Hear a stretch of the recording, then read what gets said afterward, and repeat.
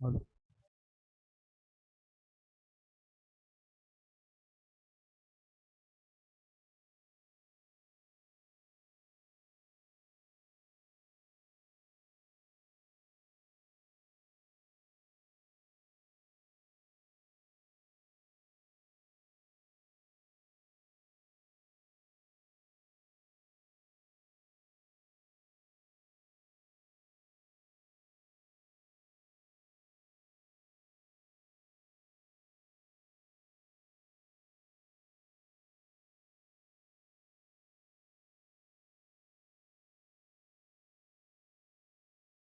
Hello hello audio video is it clear friends?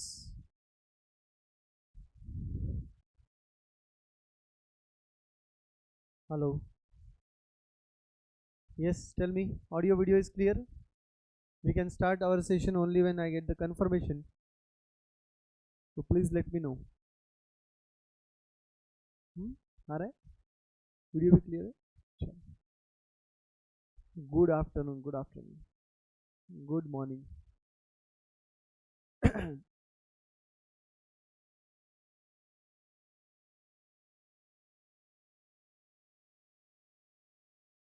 Airtel का add देखा क्या? Airtel का ऐड देखा है ना? बात करने से ही बात बनती है।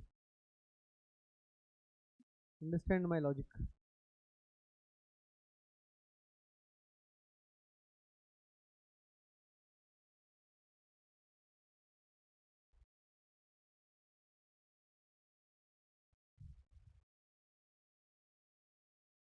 Yes my friends, very very good morning and let us start. सब लोग अलर्ट एकदम। हमारे पास सिर्फ 30-35 क्वेश्चन है जो सॉल्व करने हैं हमको, बराबर है? yes. और आज आपको टेस्ट मिलने वाले थे, पेपर्स आज ही मिलने वाले थे कि कल? आज मिलने वाले थे। किसने रिमाइंडर दिया मुझे आज? कितने लोगों ने रिमाइंडर भेजा मुझे आज? क्लास था, टेस्ट था, है ना? तो कोई बात नहीं, आपका मैं ट्राई करूंगा कि शाम तक टेस्ट आपके पेपर आ जाए। अगर शाम तक नहीं आया तो कल तक मिल जाएंगे आपको, ठीक है? But the moment it will come in my office, I will immediately inform you and it will be distributed in your class. Only to those who are present in the class. ठीक है? So guys, very first question, who was the regulatory authority for controlling the financial affairs in India before SEBI? क्या था?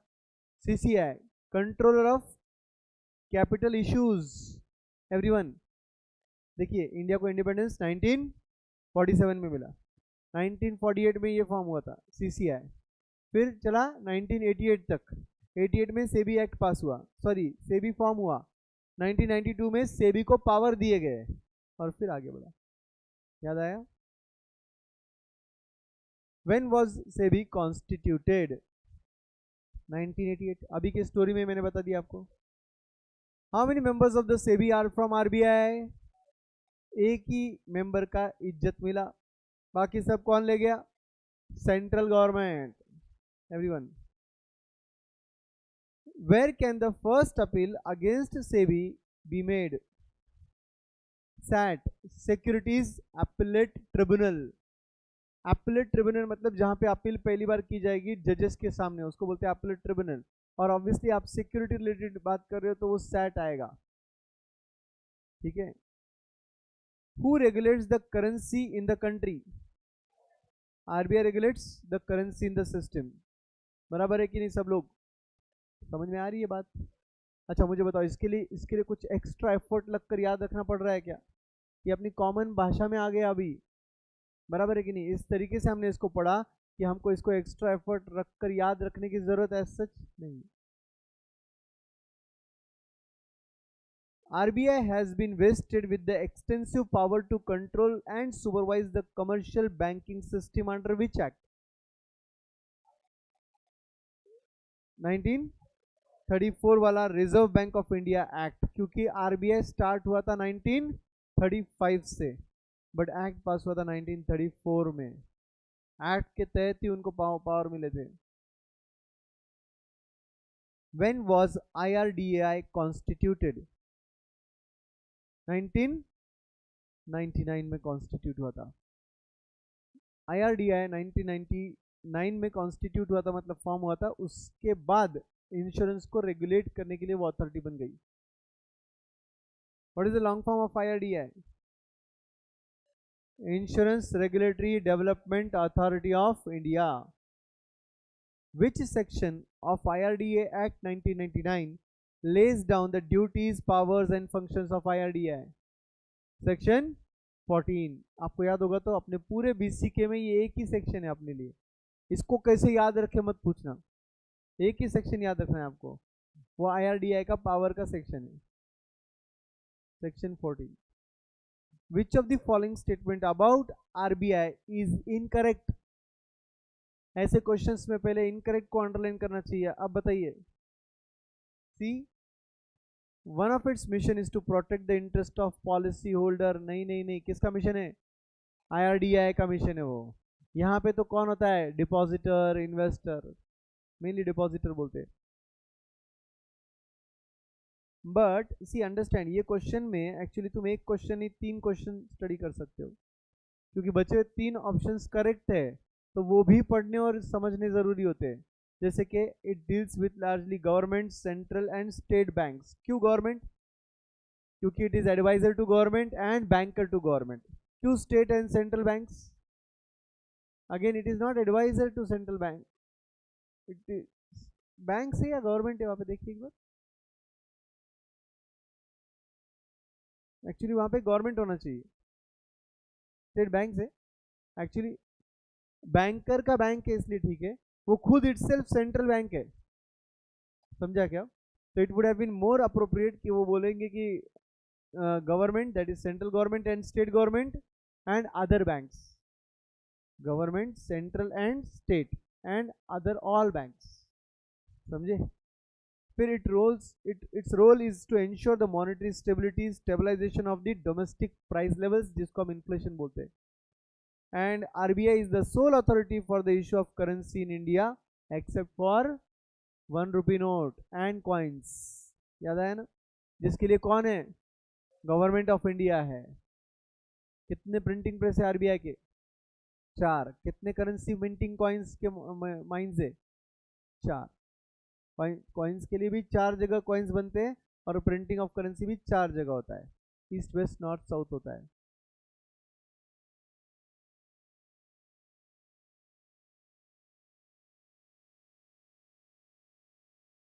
What is the constitution of CCI?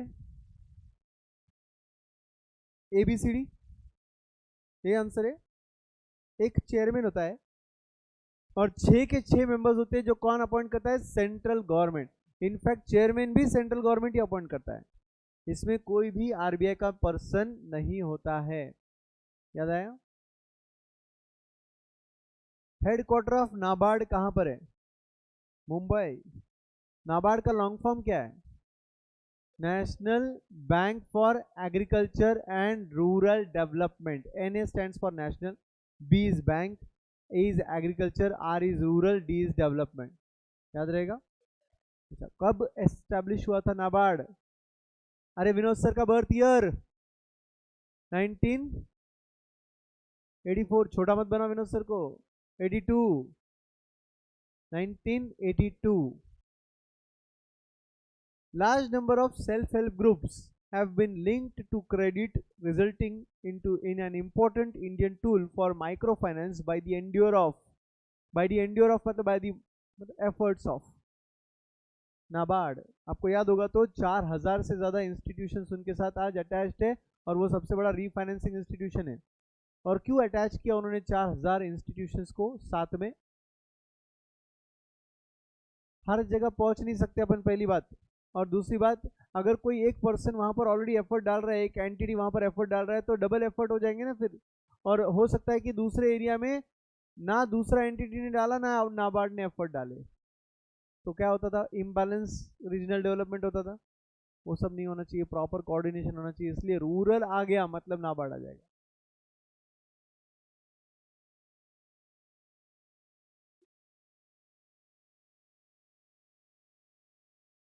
The regional office of SEBI is not located in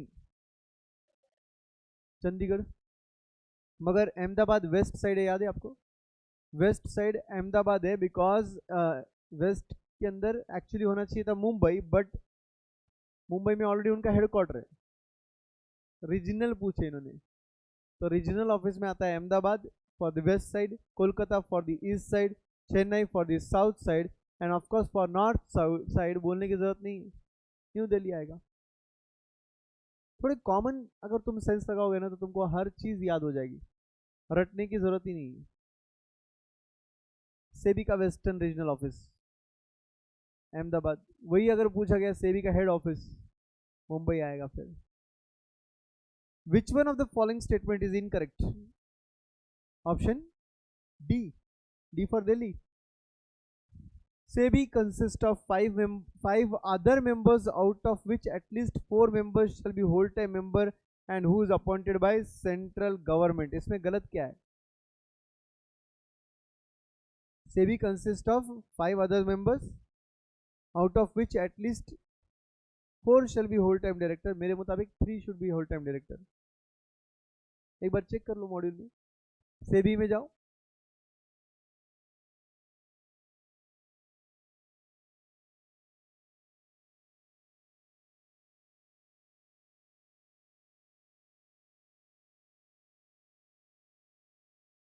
बोला ना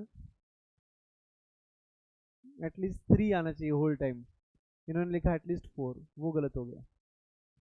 underline करो 4 को, वो at least 4 वाला जो part है वो गलत है। सेबी, अच्छा बाय द वे बाकी 3 करेक्ट है वो पढ़े क्या आपने? SEBI member consist of a chairman who shall be appointed by central government. SEBI member consist of 2 members from amongst the officials of the ministry of central government. SEBI members consist of 1 member amongst the official of RBI who shall be nominated by RBI. SEBI has been responsive to the need of the group which constitute the market. कौन? All of the above, क्योंकि 3 लोगों से वो connected है, एक तो investor, एक intermediary और एक कंपनीज जो लिस्टेड है स्टॉक एक्सचेंज पर, जिसको यहाँ पर बोला गया है इश्यूअर ऑफ सिक्योरिटीज। तो जो इश्यू कर रहा है सिक्योरिटी वो, जो इंटरमीडियरीज जिनके थ्रू बिक रहा है वो मार्केट इंटरमीडियरीज, और जिनको बेचा जा रहा है वो इन्वेस्टर्स है। मगर इनमें से सबसे ज्यादा ख्याल वो लोग किसका रखते हैं? Investor, because protecting the interest of investor is very important. SEBI has several functions rolled into one body. Which one of the following is not a function of SEBI? Quasi professional is not a function. जब मतलब SEBI rules बनाता है तो क्या आएगा? Quasi legislative. जब सेबी कुछ चीजें करवाता है या करता है तो एग्जीक्यूटिव। जब किसी केस वगैरह में एज जजमेंट पास करना होता है तो जुडिशियल आता है। याद आया? For the discharge of its function efficiently, SEBI has been vested with the powers, following powers. Generally ऐसे आंसर्स में all of the above, questions में ऐसा answer generally all of the above आता है, generally, not compulsory but generally. बराबर। सेबी के पास approve करना है बायलॉज ऑफ स्टॉक एक्सचेंज, यहाँ पर वो बन गया लेजिस्लेटिव। फिर inspect the books of accounts, call for the periodic returns from stock exchange, ये बन गया एग्जीक्यूटिव। फिर compel certain companies to list their shares in 1 or more stock exchange, ये भी बन गया एग्जीक्यूटिव। जस्ट बिकॉज वो तीसरा पार्ट है और 3 ही है वहां लिखे हुए, इसलिए तीसरा इसको चिपका दो और जुडिशियल बोल दो, गलत हो जाएगा। समझे क्या? साइकोलॉजी नहीं चलती है। RBI has been vested with the extensive power to control and supervise commercial banking system under the, देखिए आरबीआई के पावर्स कंट्रोल सुपरवाइज करने के एक्ट में भी है और रेगुलेशन में भी है, याद रखिए। समझे? तो इस केस में बोथ आएगा, ए एंड बी। एक्ट 1934 में पास हुआ था, रेगुलेशन पास हुआ था 1949 में, जब आरबीआई बन गया था नेशनलाइज्ड बैंक। याद आया? Yes. Who is the custodian of Nations foreign exchange reserve? What is the meaning of custodian? Under the, उसके फिजिकल कस्टडी में है, उसके पास है फॉरेक्स रिजर्व्स, डॉलर्स, यूरोज, किसके पास है? आरबीआई के पास है। चलो आरबीआई, राइट, उसके पास बहुत सारे फॉरेक्स रिजर्व्स है, गोल्ड रिजर्व्स है। The Reserve Bank of India, being the central bank of the India, performs all the central banking function. Which of the following is not a function of RBI? See, watchdog of unethical competition in the market. वो RBI नहीं करता है तो कौन करता है? CCI करता है, कंपटीशन कमीशन ऑफ इंडिया करता है।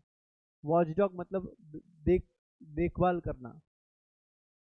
Bye the way, RBI issue of currency करेगा, आरबीआई बैंकर टू गवर्नमेंट है, और RBI custodian of foreign exchange reserves भी है। Which of the following is not the role of CCI? Option A, to promote practices having adverse effect on competition is not the role of CCI. बोल रहे बोलो क्यों? Adverse effect on competition को promote क्यों करेंगे भाई? क्या करना चाहिए? कम करना चाहिए। प्रमोट तो उनको करेंगे जिससे फेवरेबल इफेक्ट हो कंपटीशन पे, कंपटीशन भी प्रमोट हो आगे। फिर बचे हुए 3 फंक्शन सीसीआई के हैं क्या? Promote and sustain the competition in the market, promote the interest of consumers, ensure freedom of trade being carried out by other participants in the market in India. NABARD refinances the financial institutions which finances the rural sector. NABARD serves as an apex financing agency for institutions providing investment and production credit for promoting the various departmental activities in the rural area. All of the above नहीं आता इस case में, क्योंकि functions वगैरह नहीं बोला हुआ है। यहाँ पे बोला है कि वो किस एरिया में फोकस करेगा, तो ऑब्वियसली रूरल एरिया में करेगा। NABARD is the most important institution in the country which looks after the development of all of the above, cottage industry, small industry, village industry, जो भी छोटे गाँव में है, रूरल एरिया में है, उन सभी को प्रमोट करेगा। फिर वो नॉट जस्ट एग्रीकल्चर। फिर एग्रीकल्चर ऐसा स्पेसिफिकली क्यों लिखा रहता है नाबार्ड के नाम में? National bank for agriculture, because agriculture is the backbone of our country, and rural area में maximum population are generally engaged into agricultural activities, इसलिए ऐसा लिखा रहता है। आया बात समझ में? Which one of the following is not the function of RBI? Not the function. Advancing loan to large business houses, भाई साहब ये आरबीआई नहीं करता है। आरबीआई या तो गवर्नमेंट को पैसा देगा या तो बैंक को देगा। अंबानी हो, अदानी हो, कोई भी हो, पैसा आरबीआई नहीं दे सकता है। पहुंचा सकता है वो अलग बात है, बट दे नहीं सकता directly. Bye the way, RBI का मोनोपोली है कि वो नोट इशू कर सकता है। आरबीआई बैंकर टू गवर्नमेंट भी है, कंट्रोलर ऑफ क्रेडिट भी है। Choose the correct statement. सब कुछ करेक्ट है। ऐसे क्वेश्चंस में भी तुम दो के लिए भी श्योर रहेंगे तो तुमने ऑल ऑफ द अबव करना चाहिए, common sense.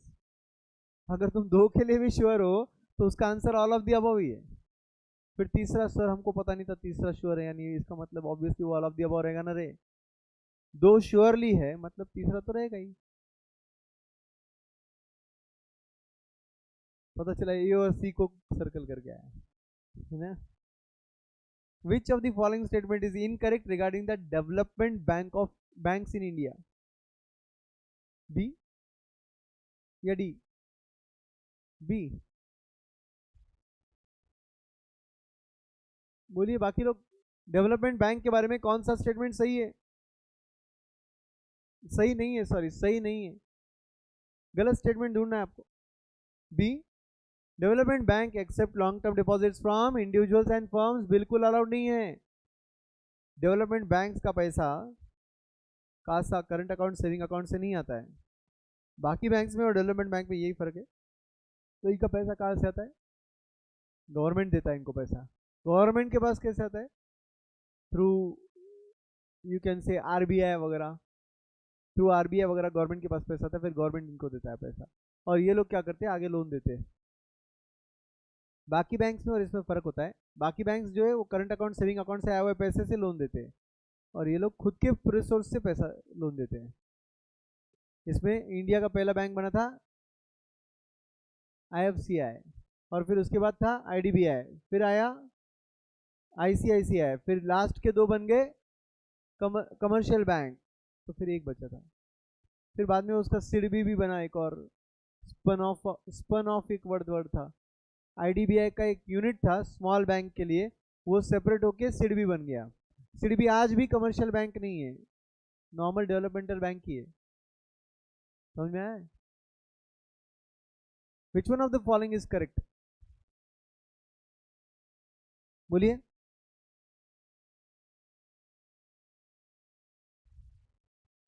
Bank and repo rate are the same used for different purpose. गलत है ये।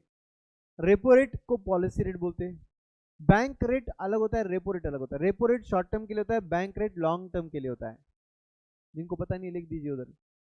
Repo rate generally short term के लिए और बैंक रेट लॉन्ग टर्म के लिए। बैंक रेट मतलब वो रेट जिस रेट से आरबीआई कमर्शियल बैंक के बिल्स ऑफ एक्सचेंज डिस्काउंट कर रहा है, उसको बैंक रेट बोलते हैं। आजकल वो सिर्फ एक सिग्नलिंग रेट बन गया, which is aligned with MSF rate. MSF rate पता नहीं होगा आपको ना, मार्जिनल स्टैंडिंग फैसिलिटी रेट बोलते हैं।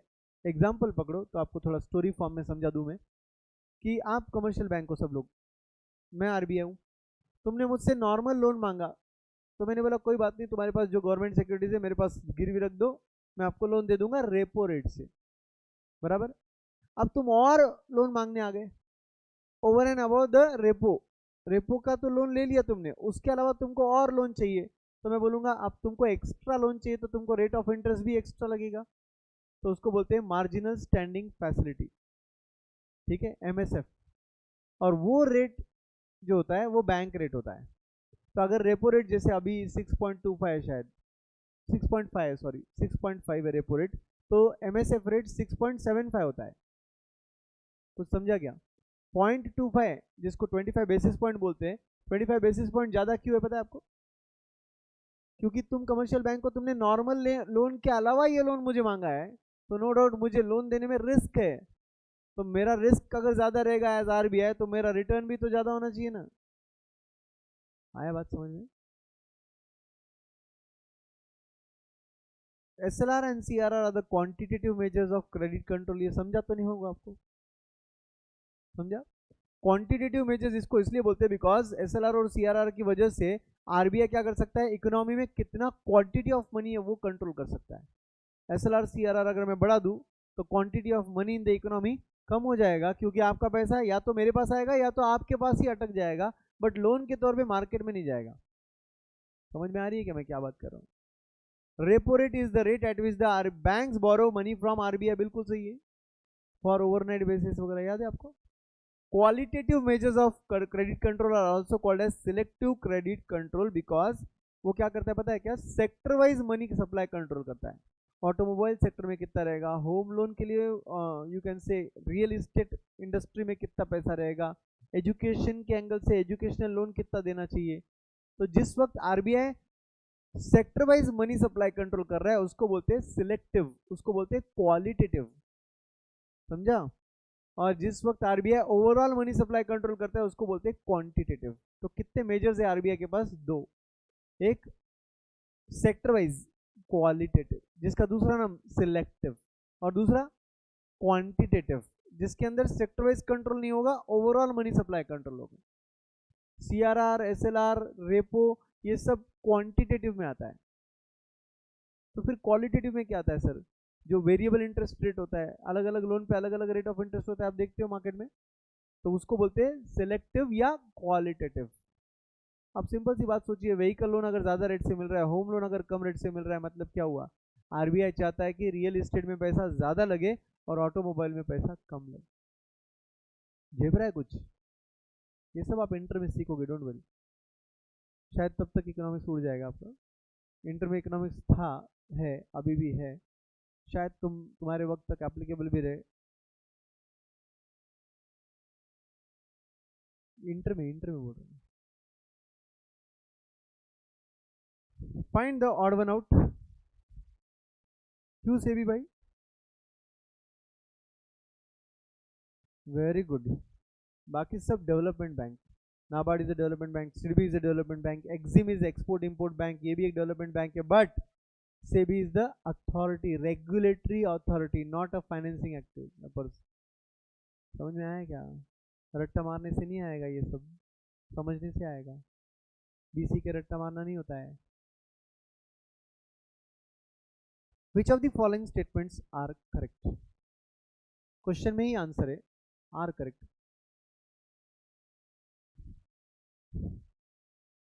A and B are correct. Development banks filled the void of underdeveloped capital market in first 4 decades since independence. Development bank ने क्या किया? अंडरडेवलप कैपिटल मार्केट को 4 डिकेड्स में पहले इंडिपेंडेंस के बाद डेवलप किया, मतलब अप टू 1990। दूसरा, development banks do not accept deposits, they are merely purveyors of credit. यहाँ पे मैंने आपको 2 शब्द सिखाए थे, अगर आपको याद होगा तो। एक था पेवियर ऑफ क्रेडिट, जिसको हम लोग डेवलपमेंट बैंक बोलते हैं, या आप उसे एनबीएफसी भी बोल सकते हो, नॉन बैंकिंग फाइनेंशियल कंपनीज। और दूसरा एक शब्द मैंने बताया था, वो था क्रिएटर ऑफ क्रेडिट। वो कौन होते हैं? बैंक्स। बैंक्स होते हैं। Banks are always creator of credit and purveyor of credit, but developmental bank या NBFCs are merely purveyor of credit, not creator of credit. Okay. ICICI and IDBI even today enjoy the status of apex level special purpose financial institutions. Do you agree? No, they have now been converted into commercial banks. Which of the following statement are not correct? These are not correct. NABARD is a commercial bank. गलत statement है ये। फिर क्या है? NABARD developmental bank है। NABARD performs apex level coordination role, बिल्कुल सही है, for rural development. NABARD provides refinancing facility in respect of credit to agriculture and rural sector, because वो बाकी इंस्टीट्यूशंस को फाइनेंस करता है जो आगे पब्लिक को रूरल एरिया में फाइनेंस करे, इसको बोलते हैं रीफाइनेंसिंग। इसी के जैसा एक शब्द सीखा था हमने, री इंश्योरेंस। रीफाइनेंसिंग भी सीखा था, री इंश्योरेंस भी सीखा था। री इंश्योरेंस वो कंपनी होती है जो इंश्योरेंस कंपनी को इंश्योरेंस देती है। अब आप बोलोगे इंश्योरेंस कंपनी को इंश्योरेंस की क्या जरूरत है? कभी कभी इंश्योरेंस कंपनी मार्केट में जब ज्यादा इंश्योरेंस बेचता है तो उसका रिस्क बढ़ जाता है, तो वो खुद का रिस्क कम करने के लिए आगे इंश्योरेंस करवाता है, तो इस प्रोसेस को बोलते हैं री इंश्योरेंस। तो जैसे रीफाइनेंसिंग कंपनी डायरेक्टली कंज्यूमर को फाइनेंस नहीं करती है, वैसे ही सेम री इंश्योरेंस कंपनी कभी डायरेक्टली कंज्यूमर के साथ, कस्टमर पॉलिसी होल्डर के साथ डील नहीं करता है, वो सिर्फ इंश्योरेंस कंपनी के साथ डील करता है। Okay. From the following combination of financial institutions and their functions, which is or are not correct? A and B? Yes. RBI sets the rules of games for money market. No, no, no. Correct बनाओ इसको. Sorry, SEBI मैंने correct बना के बोल दिया actually. SEBI sets the rules of games for money market is incorrect because RBI is the correct answer there. Now don't cut and write RBI, गलत statement को गलत ही रखो। RBI sets the rules of games for capital market, बिल्कुल गलत है, क्या होना चाहिए? SEBI होना चाहिए। CCI sets the rules of games for product and services in the non financial market, बिल्कुल सही है, सही स्टेटमेंट है ये। नॉन फाइनेंशियल मार्केट मतलब नॉर्मल कमोडिटीज एंड गुड्स का मार्केट, उसके लिए तो ऑब्वियसली कौन पिक्चर में आएगा? सीसीआई पिक्चर में आ जाएगा। Which of the following institutions converted into non-banking financial company? IFCI, non-banking financial company, जो क्या करता है? अपने पैसे पब्लिक से नहीं उठाता। ध्यान से सुनो, वो अपने शेयर्स बेचेगा मार्केट में, वो गवर्नमेंट से पैसा लेगा, वो पब्लिक से डिपॉजिट लेगा, जिसको पब्लिक डिपॉजिट बोलते हैं, वो वाला डिपॉजिट नहीं, एफडी आरडी वाला नहीं, वो नहीं, सेविंग अकाउंट करंट वाला अकाउंट वाला नहीं। There is a separate term in finance called as public deposit, which is taken for 3 years maximum and renewable on maturity with public का consent. तो वो पब्लिक डिपॉजिट से पैसा लेकर आगे लोन देगा, वो शेयर्स बेचेगा मार्केट में अपनी कंपनी के और फिर आगे लोन देगा।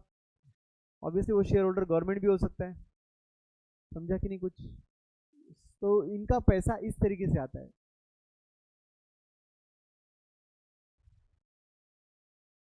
दैट्स इट, इतना ही है।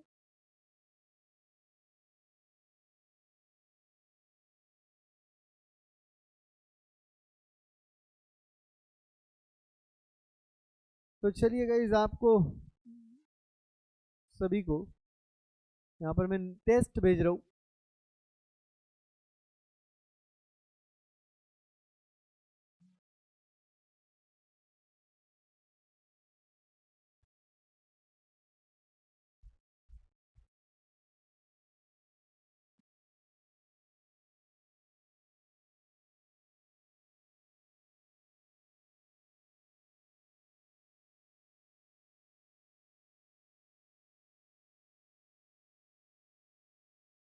भेज दूँ क्या? फिलहाल तो मैं आपको व्हाट्सएप पे भेज रहा हूँ। जो लोग यहाँ पर प्रेजेंट रहेंगे उनको इसका हार्ड कॉपी भी मिलेगा। अभी मतलब मैं कोई जादूगर नहीं है, अभी के अभी कैसे प्रिंट करा दूँ।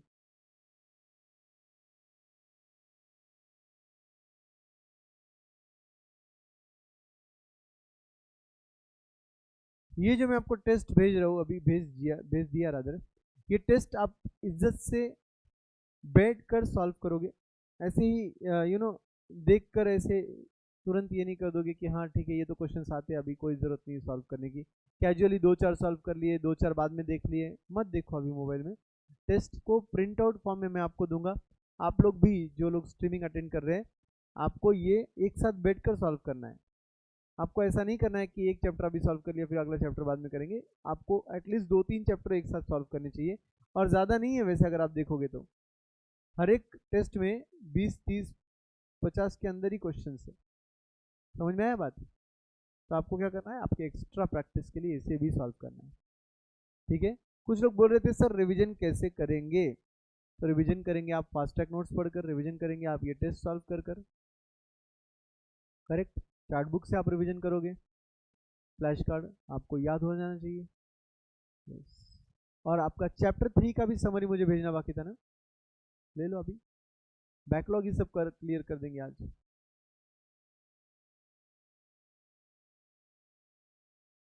तो समरी पहले पढ़ लेना, और उसके बाद टेस्ट सॉल्व करना।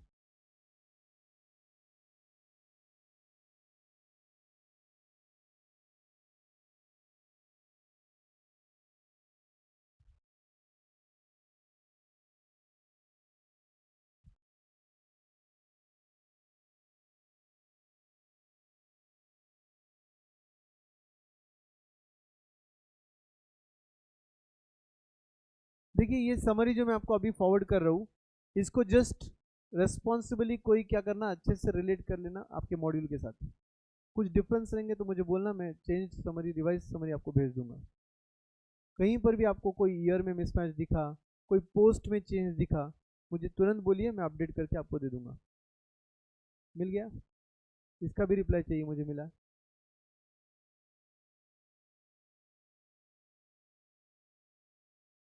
विनोद सर, सुशील सर ऐसे लेक्चर में से बाहर आते साथ ही 50 में से दिखेंगे उनका, है ना। पहले 25 रिप्लाई किए, फिर सेकंड 25 रिप्लाई किए।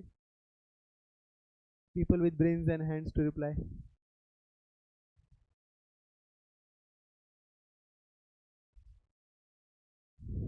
क्या सही था ना? तो गाइज ये जो आपको दिया है ना, ये छोटे छोटे एफर्ट्स है मेरे, जिससे आपका थोड़ा स्कोर अच्छा हो सकता है। तो अगर मैं इतना पर्टिकुलरली आपको ये सही टाइम पर पहुंचा रहा हूँ, इतना आपको ये कर रहा हूँ, तो आपका भी फर्ज बनता है कि आप इसका 100% उपयोग करेंगे। आप वो समरी पढ़ेंगे, आप वो चार्ट बुक पढ़ेंगे, फ्लैश कार्ड का यूज़ करेंगे, एंड चैप्टर वाइज जो आपका फाइनल टेस्ट सीरीज यहाँ पर जो हो रहा है 50% का, आज हुआ, आज अकाउंट्स का पेपर था, तो कल कल या परसों में, परसों है, परसों मैथ्स का है जी। आपकी पढ़ाई प्लस माइनस जो भी हुई रहेगी। अगर आपने टेस्ट सीरीज लगाया है, मैं रिक्वेस्ट करूंगा कि उसे दी जाए, आपने टेस्ट देना चाहिए। आपने उसे ऐसा नहीं सोचना चाहिए कि मेरी 100% पढ़ाई नहीं हुई है, जितना भी 50% सिलेबस था वो भी पढ़ा नहीं है, एक दो चैप्टर छूट गए, इट्स ओके। एक दो चैप्टर छूटे, बचे तो हुए ना, तो पहले बचे हुए अटेम्प्ट करेंगे। और एक दो जो छोड़े थे ना अपन ने, वो ऐसा थोड़ा है कि अपना क्लास मिस हुआ है या विनोद सर ने छोड़ दिया उसको, ऐसा नहीं है। तो ऑब्वियसली क्लास के बलबूते भी लिखा जा सकता है। यस, तो I am ensuring one thing, कि तुम्हारा मैक्सिमम राइटिंग प्रैक्टिस हो। आज ऑनेस्टली जिन लोगों ने टेस्ट दिया था, मुझे बताओ, तुम्हारा कॉन्फिडेंस थोड़ा बड़ा रहेगा, थोड़ा हिला रहेगा, थोड़ा तुमको समझा रहेगा कि हम इस जगह कम गिर रहे हैं, उस जगह हम ज़्यादा अच्छे हैं। कहीं नहीं तो कहीं तुम्हारा शॉर्ट एनालिसिस कर रहे हो, स्ट्रेंथ, वीकनेस, अपॉर्चुनिटीज, थ्रेड्स, और यही ज़रूरी होता है। अब इस आज जो टेस्ट दिया है उसकी पढ़ाई कल रात से लेकर आज सुबह तक या एक दो दिन में ऑब्वियसली ज़्यादा हुई रहेंगी। जब से सुशील सर ने मैसेज डाला तब से उसने फोकस्ड वे में अकाउंट्स ही पढ़ा रहेगा।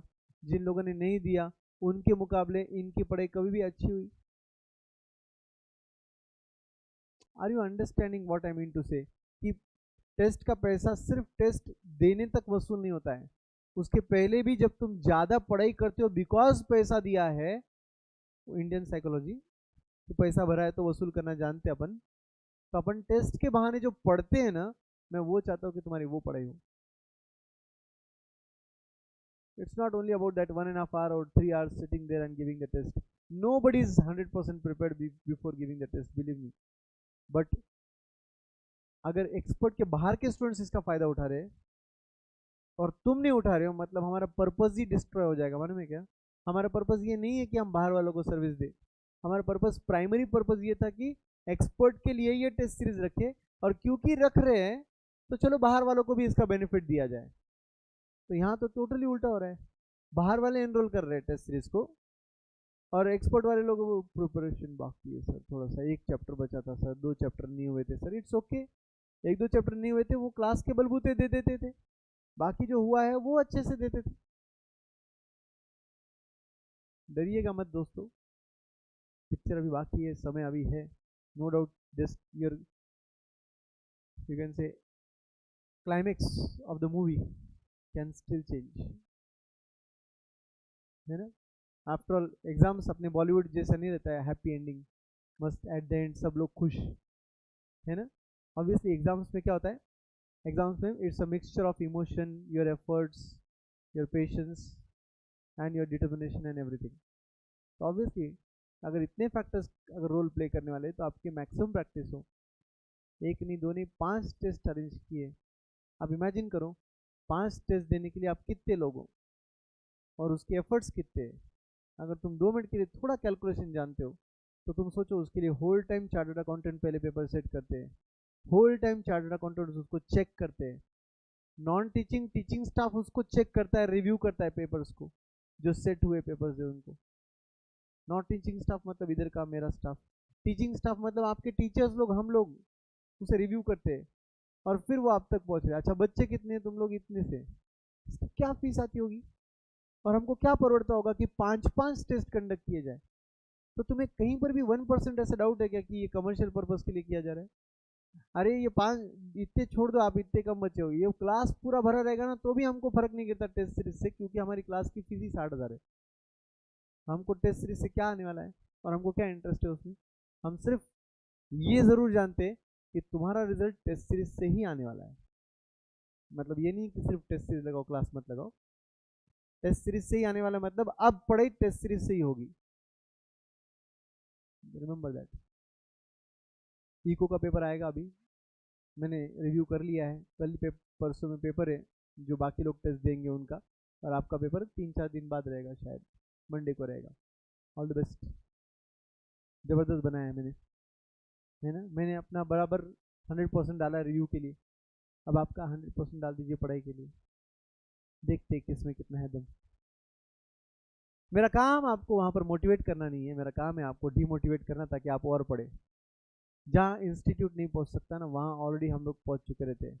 मतलब इंस्टीट्यूट से कम 20-25% टफ, कम से कम हमारे पेपर रहेंगे।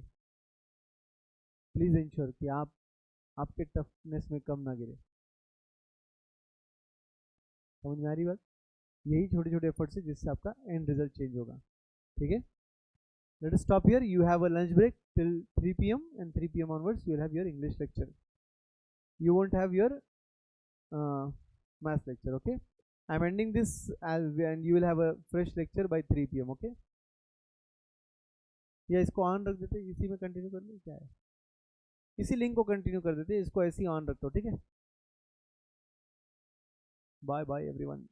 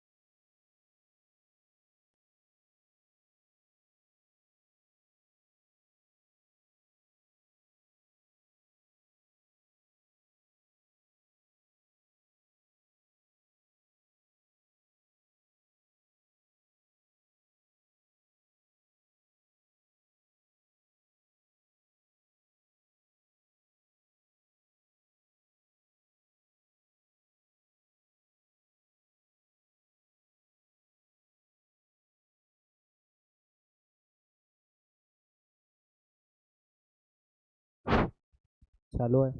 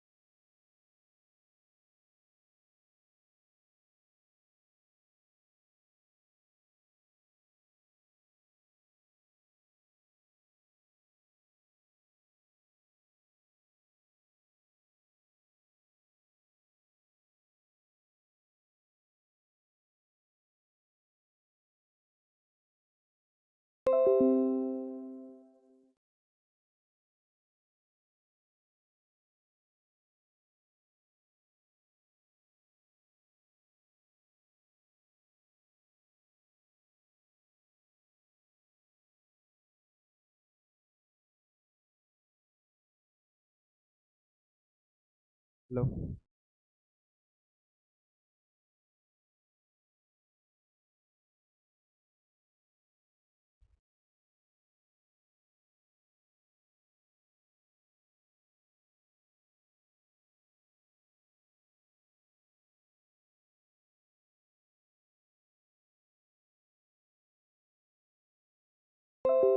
Yeah, okay, good.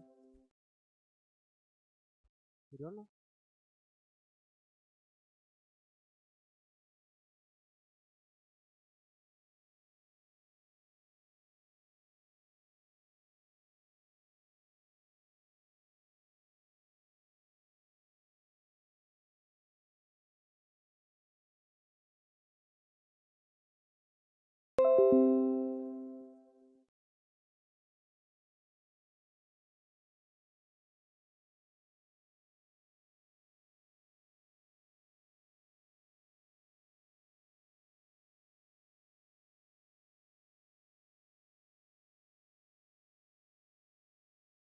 So please call everyone.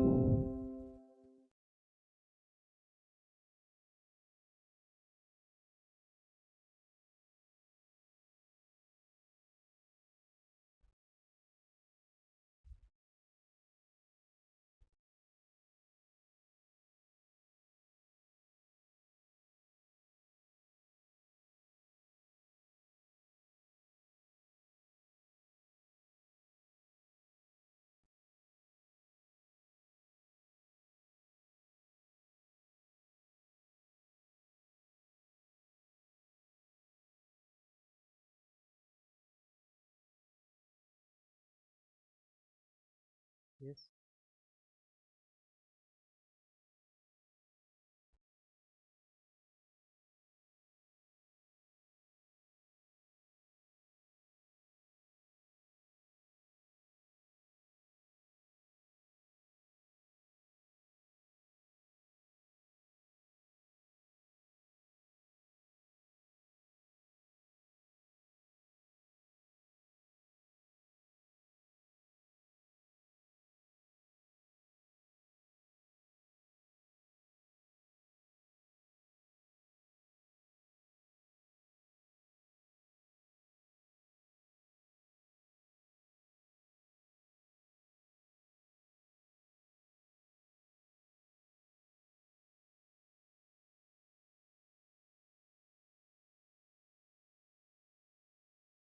What was the last slide? I think we have talked about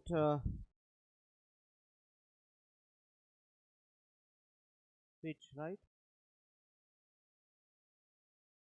What we have talked yesterday, I think the para language we have started, and we have talked about the volume, right? So,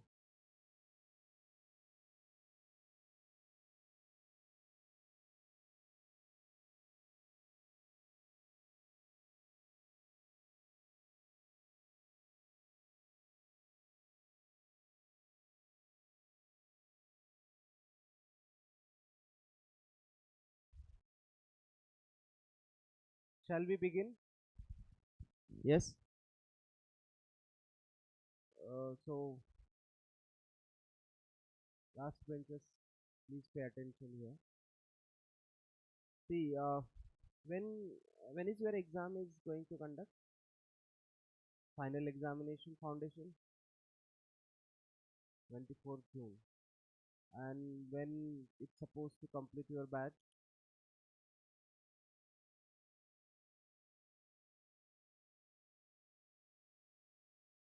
Okay, whatever it may be. So, yes, whatever it may be, but according to what you are talking, we have a very less time, right? And we have to prepare for 40 marks. Though we are having low weightage for 40 marks, but the syllabus is vast. So I advise you all, please pay attention, because there is no alternative way to uh, you know either you have to do self study, or either you have to focus. These two options in front of you, right? The better way when we are in the class, if you are focusing towards the teacher and whatever the teaching the teacher is doing, and simultaneously suppose we all are discussing those concepts, so I don't think so you will face any problem in the examination. Do you understand? So this is something the only way, because language, any language is developed only when it comes in a practice. I will tell you an example. For example, I am suppose in COVID time, we all were at home, right? And once upon a time, I used to take lecture from morning to evening when I was working in engineering college. Why I'm telling this experience, I will tell you. And fortunately or unfortunately, you can say in both way. I was at my hometown or home, wherever the native place. It was very small village. Because of the native place, people used to prefer to go back to their native place and live safely, right? So we enjoyed that.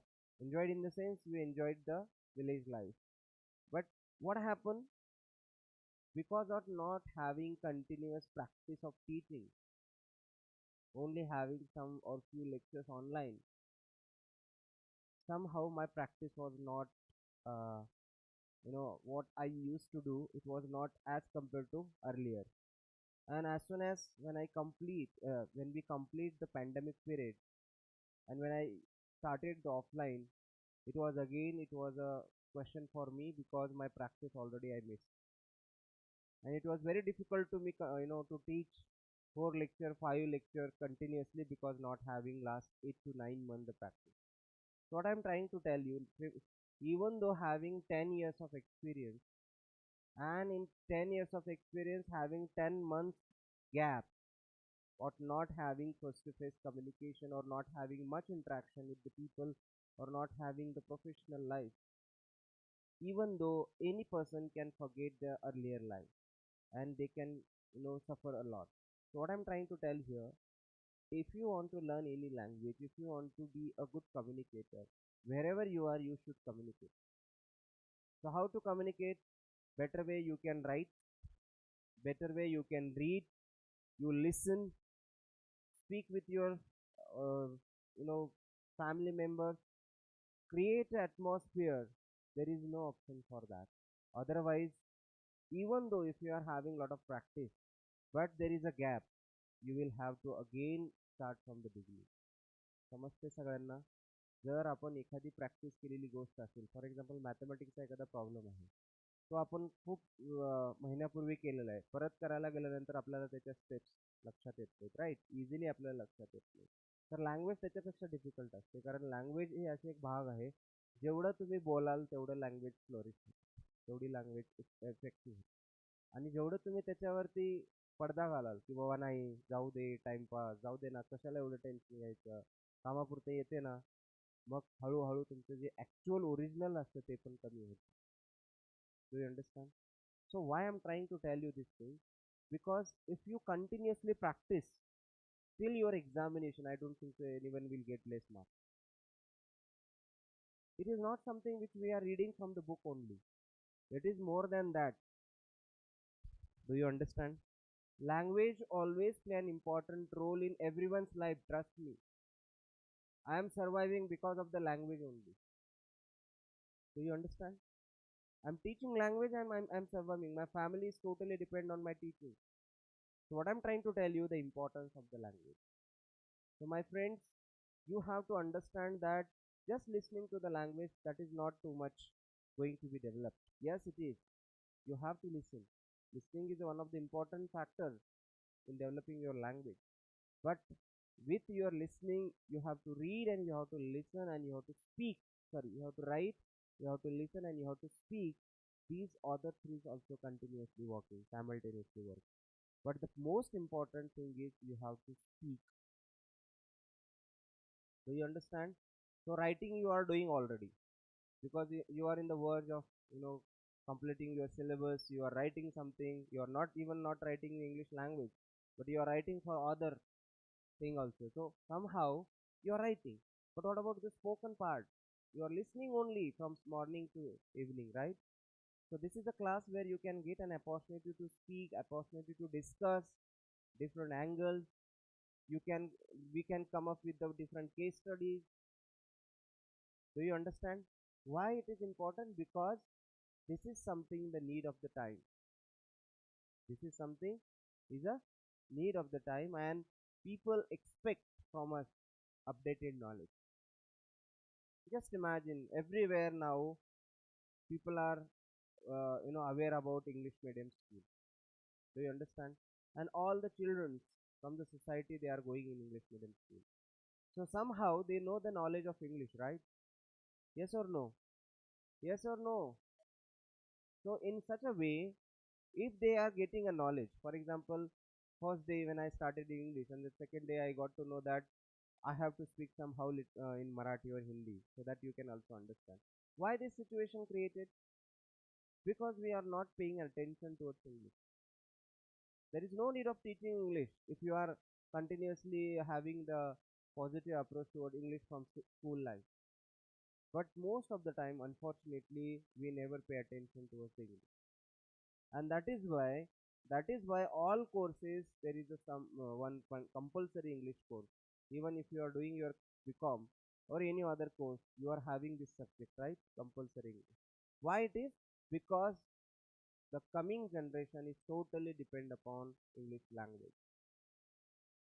Your total what do you say, academic life, your career is going to based on English. That is in general way. Now in a specific way, when you are facing the examination like chartered accounting, now you have to imagine that you are going to work with a different personalities. You are in the marketing field, you are in the professional field where business used to happen. And most of the time in marketing or in a business life, people prefer English only. Now your clients are not only from one particular place, your clients are from different parts of the country. Even many times they can come from abroad, or you are visiting for different reasons. I understand that the basic communication you can do. That's why there is a difference between basic English and business English. So you know basic English, but you have to develop your business English. And that is why this subject is giving an opportunity to you all. Even though in subject you are having communication skill part, grammar part. Why it is like this? Because somehow we have forgotten for that. Today many students don't know how to write a paragraph. They are committing a lot of mistakes. They don't know what is predicate. They don't know the three forms of the verb. They don't know how to use tenses. They don't know how to make a active voice to passive voice, direct indirect speech. They don't know how to use the punctuations. But still we thought that it is okay for me. How can it is okay for you? You have to write reports, right? That's why you are having the report writing. You have to write some kinds of articles regarding on particular, because this is a professional field, right? So when you become a CA, suppose you start learning English that time, and it is not expected from you all, because it is expected that before going to achieve your success, you will be master in this particular course. So what I'm trying to teach you since last 4 5 lectures, I'm just trying to teach you, you have to maintain your basic as well as business English, and that's why it needs practice. Because what happen every day, if we are going to have only the one way communication, then you feel that whatever we are learning through only one particular way. Your participation is zero. So I request you all, you have to come up with the questions. We can have a discussion. We can have a question answer sessions.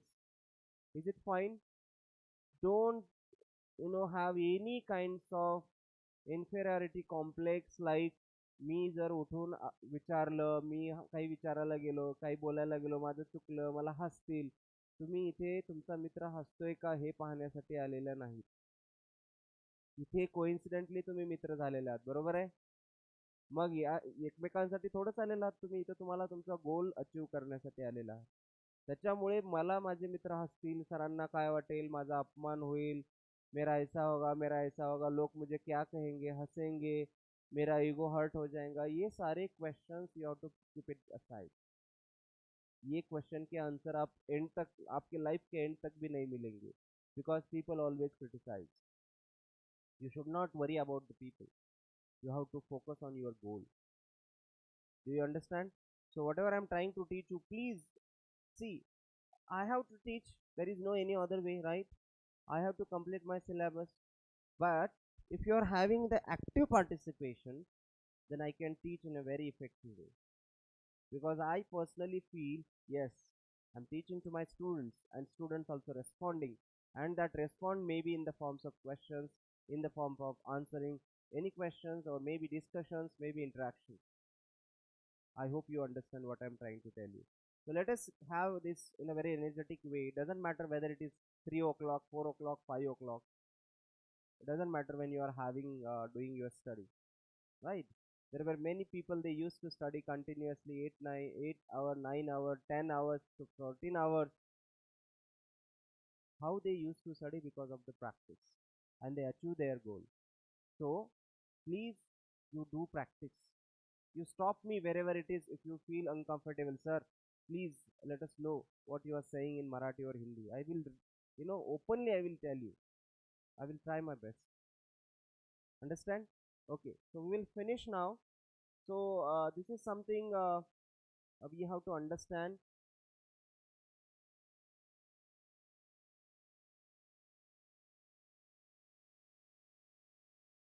Online तुम्हाला लक्षात येतं का online चालू आहे नाही बघा एकदा so we were talking about the para language, right? So the para language concept, para, or you can say a carry language with your regular language, or a like language, means while speaking also people like your language, your way of speaking. Yes or no? Because this is also a different kinds of ways to deliver your speech.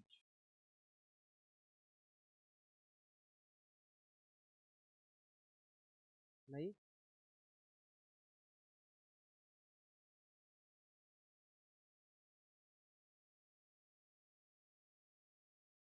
बोलो कौन बोलो so we will continue this. So para language we have already started quality, volume, pace, speech, pronunciations. We have talked about volume also. We also talked about pitch. Pitch is a measure of how high or low something sounds, is related to the speed vibration that produce the sound. Now for example, if I am reading like this, pitch is a measure of high or low something sounds and is related to the speed of the vibration that produce the sound. That doesn't make any sense, right? I must have to be natural. I must not be too much slow, or I may not be too much fast. It's a natural way. The way I understand, the way you also understand, right? So I have to take in the consideration of the audience. My pitch of voice always in a variation form and taking a kind of a speed. That speed can be understood by the audience. That's why many times people used to ask you, teacher used to ask you, read properly, since your school, how you are reading. There is no any kinds of sense while reading. Why it is like this? Because your voice should be understandable and likable to your audience. आता या ठिकाणी ऑडियन्सचा अर्थ मला हे सांगायचं आहे की तुम्ही उद्या कुठल्याही पोझिशनवर असाल आणि तुम्ही मीटिंग घेत असाल और आप कुछ और कॉन्फ्रेंस ले रहे कुछ ग्रुप डिस्कशन चालू है in such situation your voice is not audible to anyone. Suppose your speed is not going to catch by your group members, or in your meeting your boss is not going to understand what you are telling. Your superior, your colleagues are not getting what the points you are raising because of your speed. So there is a question mark of your presentation, and the presentation not successful, you may lose your job because of not having that kind of acquiring skills. Do you understand? So every point is important. Okay, your speed always matters. Hmm? Sorry,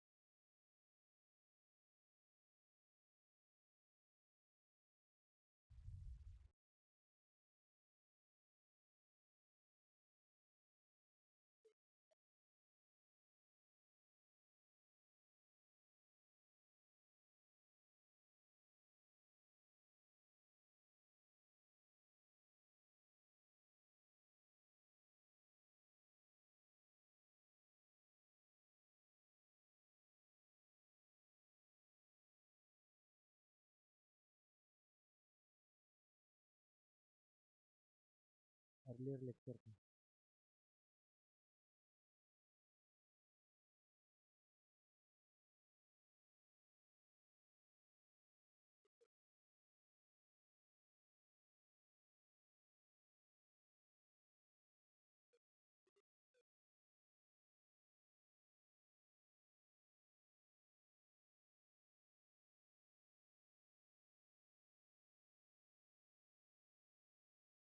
hello.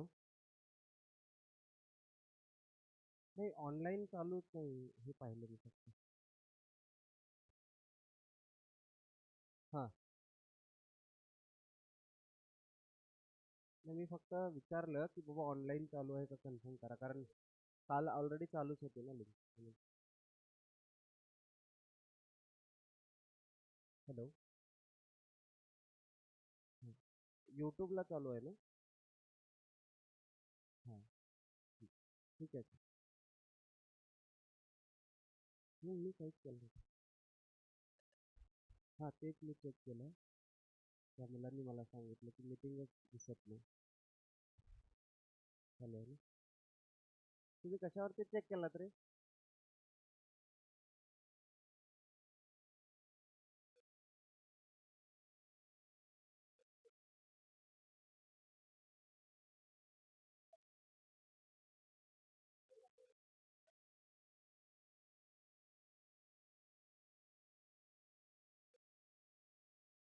मला माहित नाही, त्यांनी सांगितलं मला.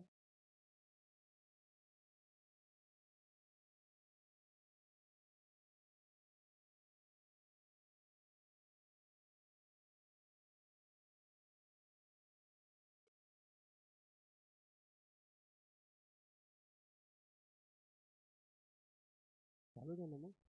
माझं माझं चालू दे.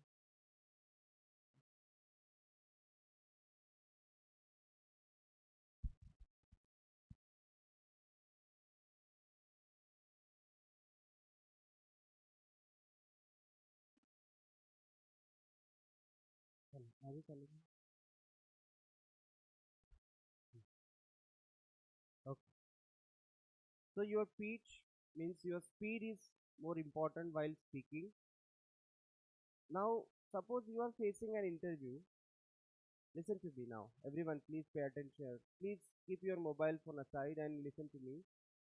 If your, you know, interview is going on and you are speaking or you are having your answers with your interviewer, but your interviewer is not going to get because of your speed. So you should not say to them, sir, it's not my problem. Because naturally it is accepted by them that you know all these things, right? And maybe there is one of the reasons by not having the selection of yours because they couldn't get what you have spoken to them. So it is your responsibility while going to any interview for any kinds of face-to-face communication, whether you are giving this face-to-face communication to one particular individual or a group, to whom you are talking, that is very very important, and the way you are talking also very important, and how much speed your pitch can be, it's a natural way, can be understood by anyone. So this is also very much important part. Volume is a measure of how loud or soft something sounds, is related to the strength of the vibrations. It depends upon the number of times the vocal cords vibrate. The faster it vibrates, the higher is the pitch, and the slower they vibrate, the lower is the pitch. We keep on changing the pitch to suit the requirements of the situation, and these changes are called inflections, which play an important role in communication of meaning. Do you understand now? So, now see, there are suppose 10 students are here. So I know how much sound or how much pitch I have to be used, how much loud my voice should be, right? But the class is full, and suppose my mic is not working. So my pitch and my volume should be adjustable to the audience, and the speed, because in the class suppose 100 students are sitting and they are trying to listen to me, but my speed is not going to catch by them, so automatically my speech is not much effective on them. Got it? This is one of the examples I'm trying to tell you. Same happening, suppose the interviewer or the your particular company's meeting is going on. Maybe it is around a table or maybe face to face, and you're supposed to give the presentation, but the meeting members are new and they are not familiar with your voice and your pitch, and you started as usual the way you used to speak. Then maybe the newcomer won't understand what you wanted to say, and your presentation is not at all effective. So any factor can be affect to your presentation skill. Do you understand? आप जो कुछ बात कर रहे हैं सामने वाले के ऊपर उसका कुछ ना कुछ इफेक्ट होना चाहिए, क्योंकि ये डेलिबरेट टॉक है. Today I am giving you a lecture because of some kind of a reason. Today you are sitting here because of some kind of a reason. We both are coming for a particular purpose, and that purpose is not going to be, produced, or you can say not going to be achieved. Then what is the, use of having this kind of discussion?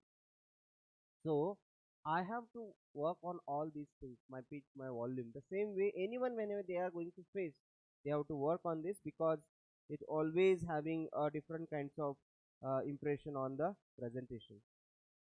Now speech we already talked.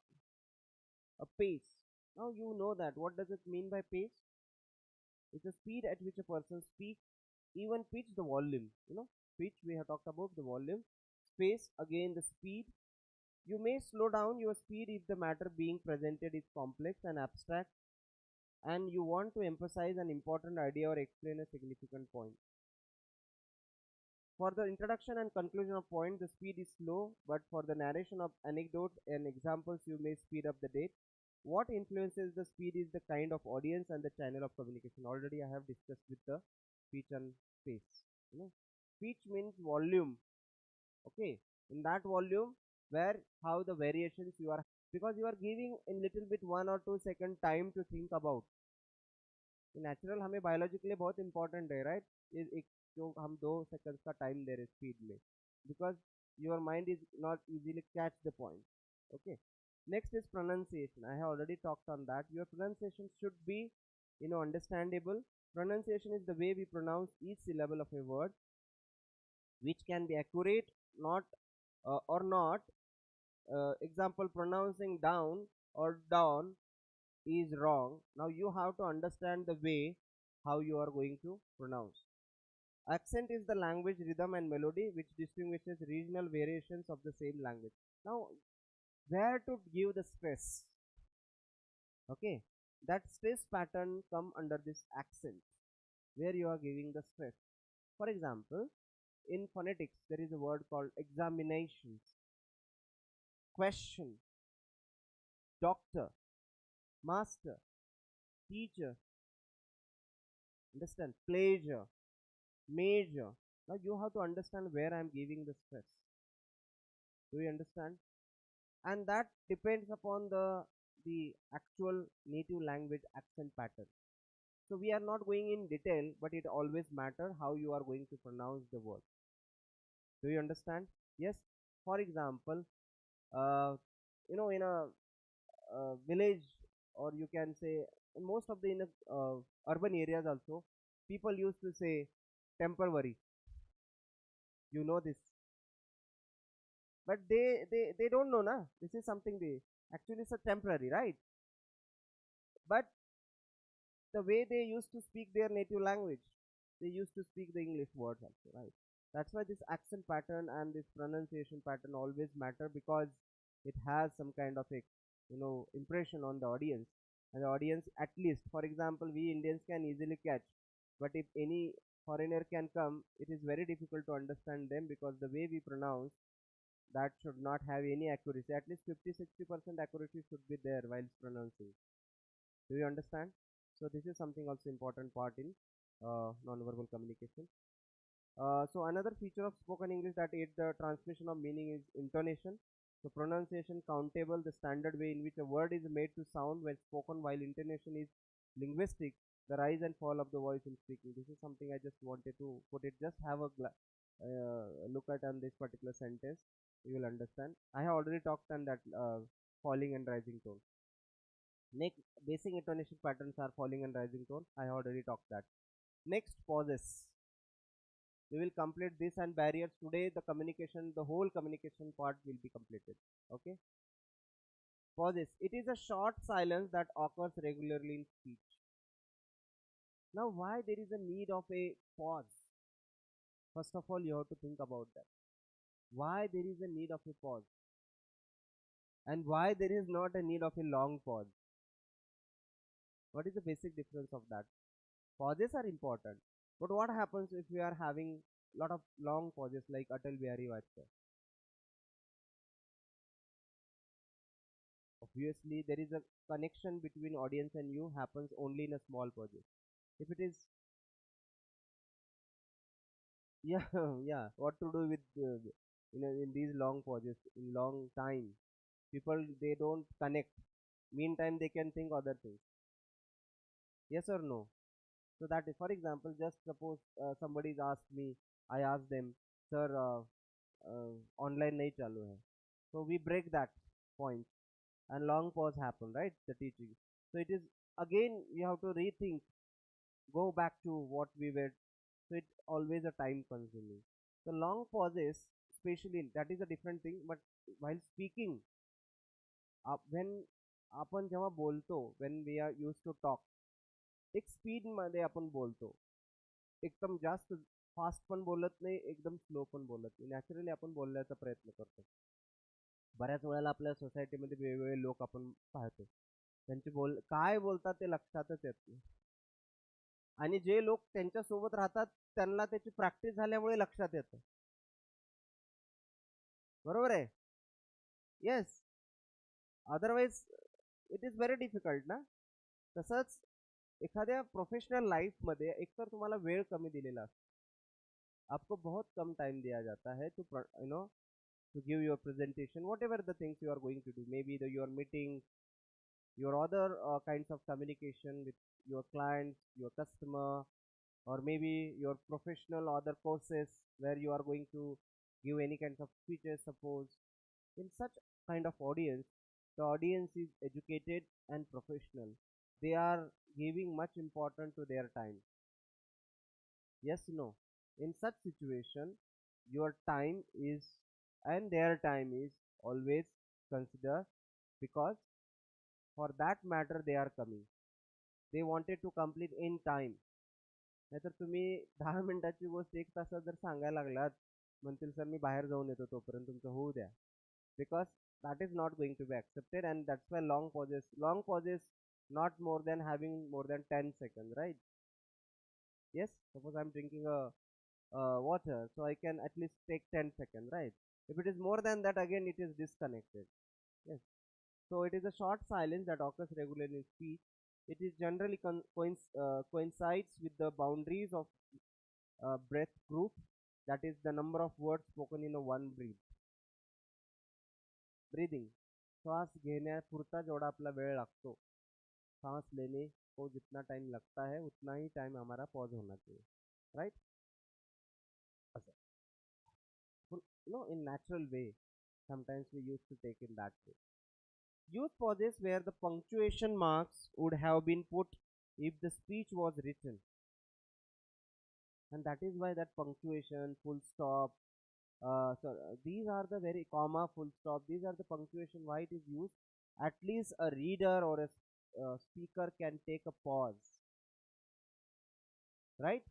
So that's why we are used to have the small sentences. That's why this sentence patterns we have: simple sentence, compound sentence, complex sentence, where to use, how to use, because एका श्वासामध्ये आपल्याला तो एक sentence वाचता आला पाहिजे.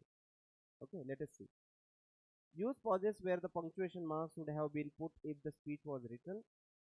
Pauses are also used for several other purposes, such as to emphasize a point, to dramatize an idea, to separate one unit of thought from the others, and to signal the beginning of a speech. Now I am taking this pause. I have read whatever I wanted to read. I am giving a time to think about that, and I am going to talk on that particular point. So first he says to emphasize a point. Obviously, if I say now today we will start now the barriers of the communication, that pause. Now the audience can easily understand that the topic is non-verbal communication, and their thought process used to start. Okay, non-verbal communication. Then to dramatize an idea, I am giving any kinds of idea and I am giving a pause there, so you can think in between. These are the things you have to understand. Proper timing of pauses is an indicator of confidence and self-control on the part of the speaker, and to the listener, pauses can give time to grasp your ideas. I have already spoken on that. Pauses can give you a time to grasp the ideas and think on that ideas. If you have any questions, you can raise that question in between, and that is why the pauses always makes a comfortable feeling for the audience also and the speaker also. Otherwise, for me also it is very difficult, right? As a speaker, when you are coming here, I am not asking you to take a pause. I am asking continuously speak. It is very difficult to speak. So your pauses are always making a kind of a sense. Taking a pause is also making a kind of a meaning, right? Creating a meaning. The pause is always having a kind of a meaning, and it gives a time to grasp your ideas. Now, aesthetic communication, in that, this is a new part, right? What does it mean by aesthetic? This is a in your syllabus. This separate concept is there. Aesthetic communication. What does it mean by aesthetic? No, aesthetic. Anybody knows what does it mean? This is only again. Huh?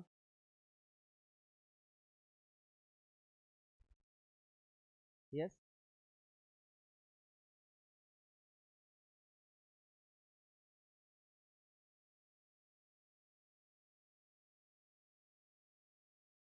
Now just check it in your dictionary. What is the meaning of this aesthetic? Do it fast. Immediately you will understand it.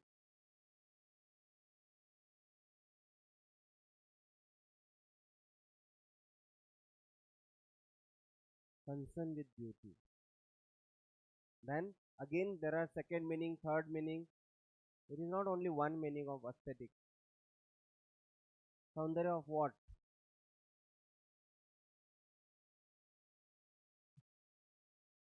See, when we read any text, we get aesthetic pleasure. What's a beauty and text? What she says, art. Okay. Now see, many a times we used to have uh, the liking and disliking of reading something. So even in aesthetic communication, we like some of the people's speech, and some of the people having a very good content, but we don't like that speech, because the aesthetic things are very very important. The way you are putting your ideas in front of them, though the content, sorry, for example, the same content is there. I asked her to come and deliver. Maybe there is a possibility that the way she is going to present, maybe it like more or may not be, because everyone is having their own way of presentation, but there is a uniformity should be there. That is called again the aesthetic communication. So let us see what is it. Communication by means of aesthetic forms of expression is used to influence cultural and social development. Knowledge of aesthetic communication enhances the ability to understand and interpret messages conveyed in cultural life, the media, and the between the people. Art forms such as dancing, painting, sculpture, and music are also means of communication, and they distinctly convey the ideas and thoughts of the artist. Now, suppose the same kind of thing I am coming with the one picture. I am showing that picture. And later on I am putting my ideas with that picture. But the more aesthetic form is that picture, because that produces lot of meaning. So whatever I am showing to the audience, that produces the meaning. So maybe in the form of dance, maybe in the form of painting, maybe in the form of sculpture. This is something that if you visit any museum, what you used to learn from that museum? The aesthetic way of communication, right? Because you understand by looking that picture, that whatever the sculpture you are looking, or any kinds of artistic the things has been put in front of you, so that communication is comes under the aesthetic communication. Anybody is having any question on that? Yes. So the way we get pleasure, that is why it is called aesthetic pleasure when we are getting reading something.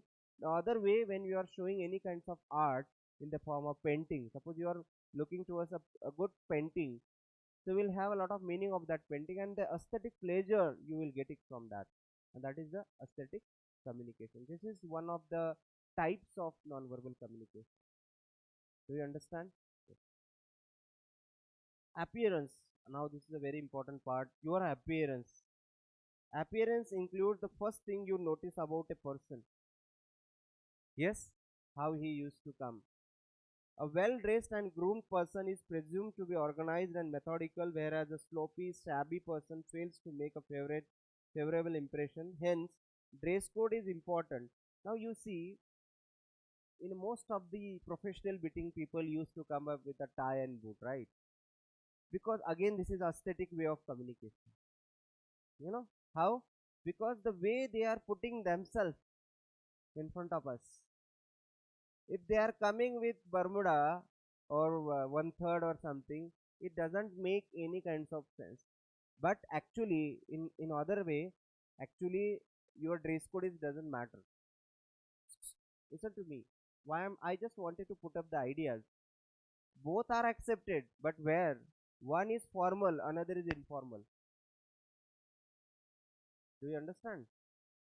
And in formal life we always have some kind of code of conduct. तिथे तुम्ही म्हणू शकत नाही, वहां पे आप नहीं कहेंगे कि नहीं मुझे नहीं आना है, चल निकल इधर. This is our terms. This is our protocol. If somebody, I will give this best example, that grooming or eating etiquette. Grooming, कसं तुम्ही कपडे परिधान करता, आणि eating etiquette. In such uh, in such way, how you can put it yourself. Suppose I have habit of eating food by my hand. I don't want to eat with the spoon.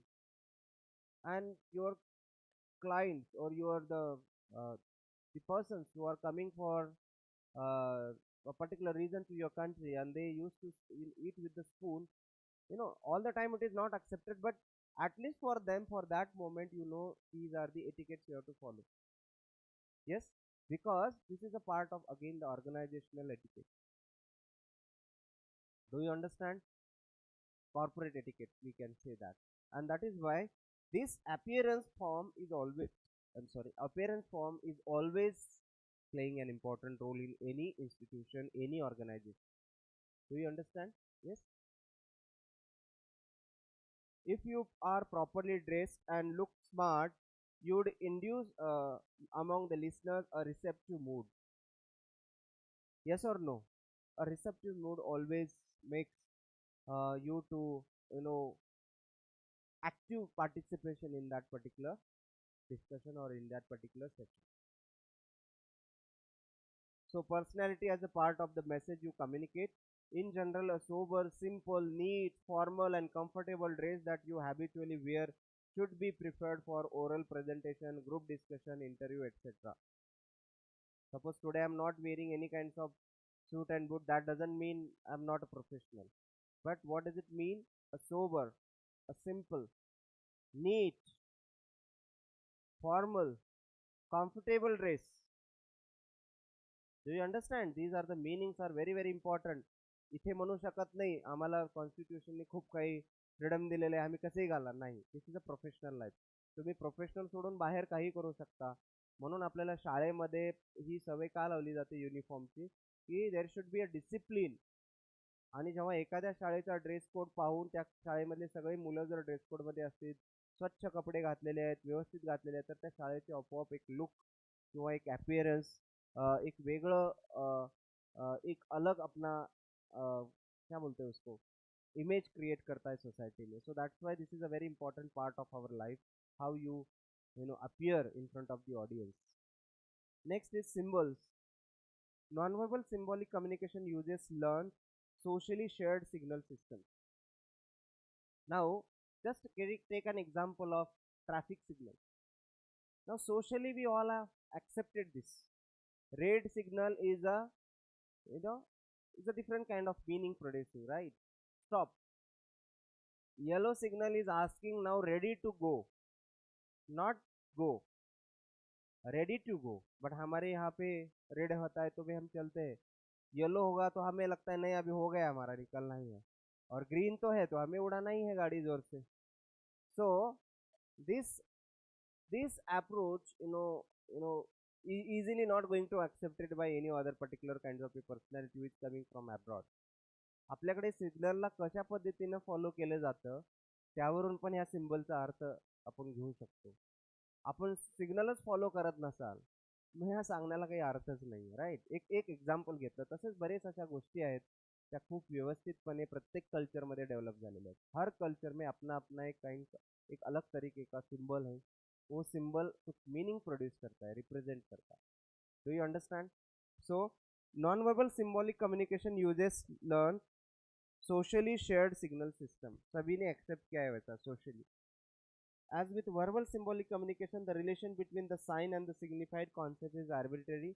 Now, if you see in a symbolic communication, agar if I say tree, if I produce this word, बहुत deep में नहीं जाना चाहता हूँ. If I say tree, so you maybe here 10 students are here. एकाच्या मनात आंब्याचं झाड आलं असेल, एकाच्या मनामध्ये निलगिरीचं झाड आलं असेल, कोणाच्या चिंचेचं आलं असेल, म्हणजे हा साइन सिस्टम आर्बिट्री आहे, फिक्स नाही आहे. दो द लँग्वेज इज सेम. मी इडली जर म्हणलं तर कोणाची इडली छोटी असू शकते, कोणाची इडली मोठी असू शकते, कोणाची इडली वेगळ्याच पद्धतीची असू शकते, कोणी चौकोनी खात असेल, कोणी गोल खात असेल, पण that is called the different culture arbitrary system. म्हणून थोडंसं आपल्याला ते जाणून घेणं गरजेचं आहे. जसं मी त्या दिवशी एक्झाम्पल सांगितलंय की अमेरिकन लोकांमध्ये किंवा तिकडल्या कल्चरमध्ये जर कुठल्या गोष्टीला हो म्हणायचं असेल तर ते हॉरिझॉन्टली हे करतात, सॉरी व्हर्टिकली यस म्हणतात, आणि नो जर म्हणायचं असेल तर हॉरिझॉन्टली म्हणतात. आपल्या देशामध्ये फक्त हॉरिझॉन्टली, यसला बी असं हॉरिझॉन्टली दोन्ही बी गोष्टी चालू असतात, and they make got confuse. आणि हे सिम्बल सिस्टम त्यांना लक्षात येत नाही हा हा म्हणतोय का नाही म्हणतोय, right. So this is a very important part. So non-verbal symbolic communication use learned socially and shared signal system. As with verbal symbolic communication, the relation between the sign and the signified concept is arbitrary. Unlike verbal symbolic communication, however, non-verbal symbolic communication does not make use of words. Instead, icons, indices or symbols may be used in symbols. So last is again visual communication. Now we have already talked on that. ह्या प्रत्येकावरती question आलेला आहे 2-2 मार्काचा, म्हणून एकही concept सोडता येत नाही.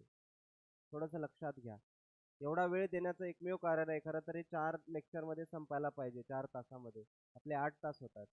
तुम्ही लक्षात ठेवा की या सिम्बॉलिक सिस्टममध्ये बऱ्याच गोष्टी, सॉरी व्हिज्युअल कम्युनिकेशनमध्ये, visual communication can aid written communication or sometimes it may replace written communication all together. Now this is not the part of the non-verbal communication, it's a separate part. I just forgot to take the title. Visual communication aids written communication with typography, illustration, color, etc. It can completely replace written communication using audio-visual media like graphs, pie charts, and video which show and give information. That's why it's called audio-visual aid. This is a visual communication. Do you understand? The color, the combinations, and they are doing. This is not the part of non-verbal. This is just separate part. Okay. So what's the title to slides are tasas राहिलेला. Now these are the questions. You can just see. Some questions are there on the barriers. We will complete now the barriers in another hour. पुढच्या 1 तासात barrier हा संपूया आणि आज communication पूर्णपणे संपेल.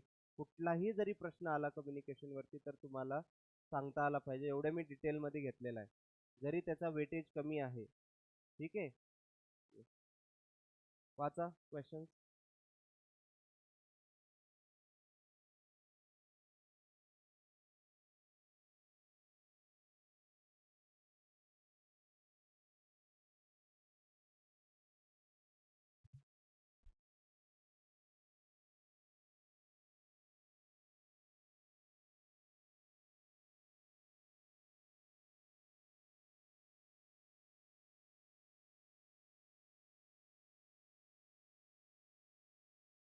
ह्याच्यामधलेच आहेत. ठीक आहे.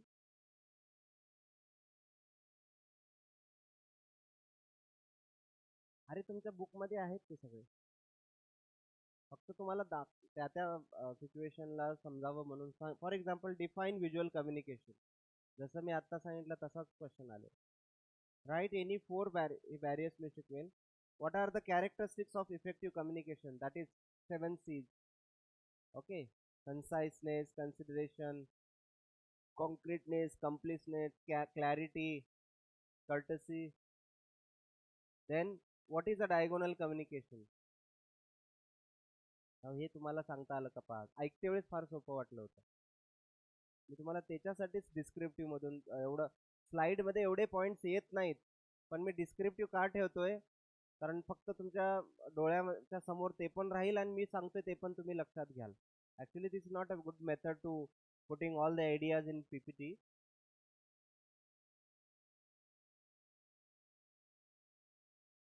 There is no hierarchy in the diagonal communication.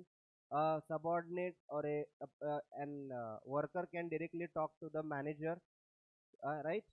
Or any same hierarchy. There is no hierarchy is followed. So for why it is diagonal is more effective, because there should not be any misunderstanding. The work can be complete within a period of time, and the काय म्हणता येईल, efficiency of the work is depend upon the diagonal communication. Do you understand? तुमच्या तुमच्या पद्धतीने थोडंसं एक ideal answer, ह्या सगळ्या प्रश्नांचे तुम्ही व्यवस्थित आन्सर आपण एक एक टेस्ट सिरीज घेऊया, त्यामध्ये आपण बघूया तुम्ही कसं लिहिता. What are the main steps in the process of communication? सगळ्या गोष्टी आल्या त्याच्यात, सेंडर पासून. कम्युनिकेशन प्रोसेसची दुसरा मिनिंग आहे communication cycle, starting from sender to feedback. ठीक आहे. 7 element: sender, encoder, message, channel, decoder, then receiver and feedback. Next, describe the term paralanguage. आत्ताच पाहिलं आपण. yes, likeable in other words you can say, but use the proper term, technical term for that. What is the technical term for that? In easily understand, but para means carrying with the main language, right? It's a kind of a carrier of other meaning. Do you understand? Manon para language is you can say it is a likeable language, because in that the all the parts, which part? Your pitch, your voice, your pace, your volume, your tone, pauses, all comes under the para language. That's why language like it. Okay. Next is describe cultural. I will tell you today. What do you mean by vertical or horizontal communication? How do technological barrier? I will tell you. Non-verbal is also a category of communication. Explain. It needs more practice. Non-verbal कसा आहे लक्षात ठेवा. Wordless communication जे असेल ते सगळं non verbal आहे. Wordless, neither written nor oral. फक्त picturization असेल, सिम्बल असेल, एक्सप्रेशन असतील, बॉडी लँग्वेज, जे काही तुम्ही मी बोलत असताना जे काही हावभाव बाकीच्या गोष्टी सुरू असतात त्या सगळ्या गोष्टी नॉन व्हर्बल मध्ये येतात. इफ आय से someone, yes, if I'm pointing, if I'm looking to someone in like this way, do you understand? There are many others also. I'm not going in deep. Non-verbal मध्ये एक आणखीन एक प्रकार आहे, ते सांगून टाकतो लगेच. There is one particular type. We will continue with this. First is kinesis. Write down kinesis. You have already known this. KINESICS. Second लिहा chronemics. I'm not going in detail. If you want I can go. Chronemics. Okay, I will go through this. Doesn't matter, थोड़ा ज़्यादा time जाएगा मगर थोड़ा आपके एक बार समझ में आएगा सारी चीज़ें.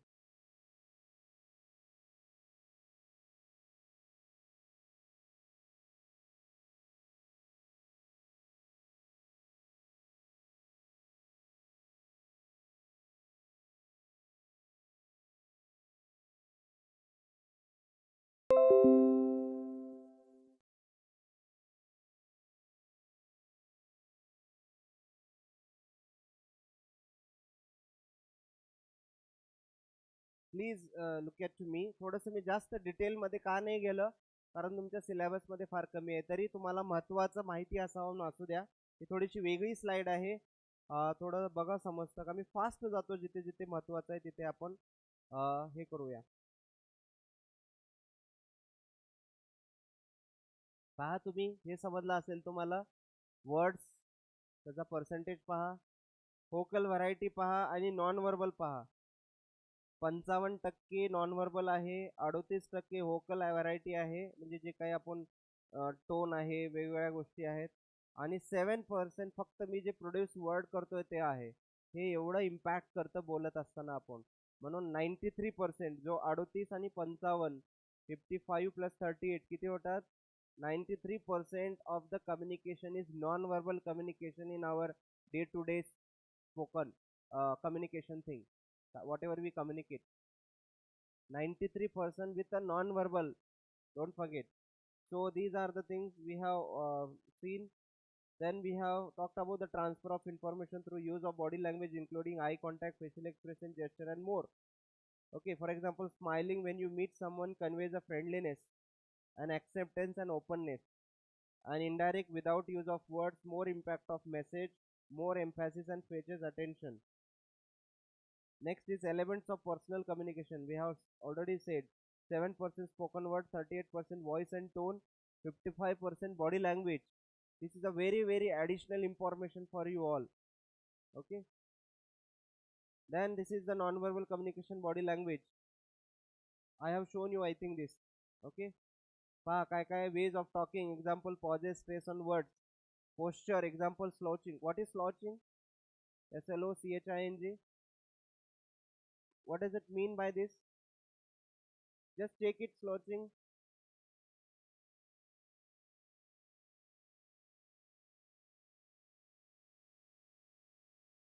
Take it better fast.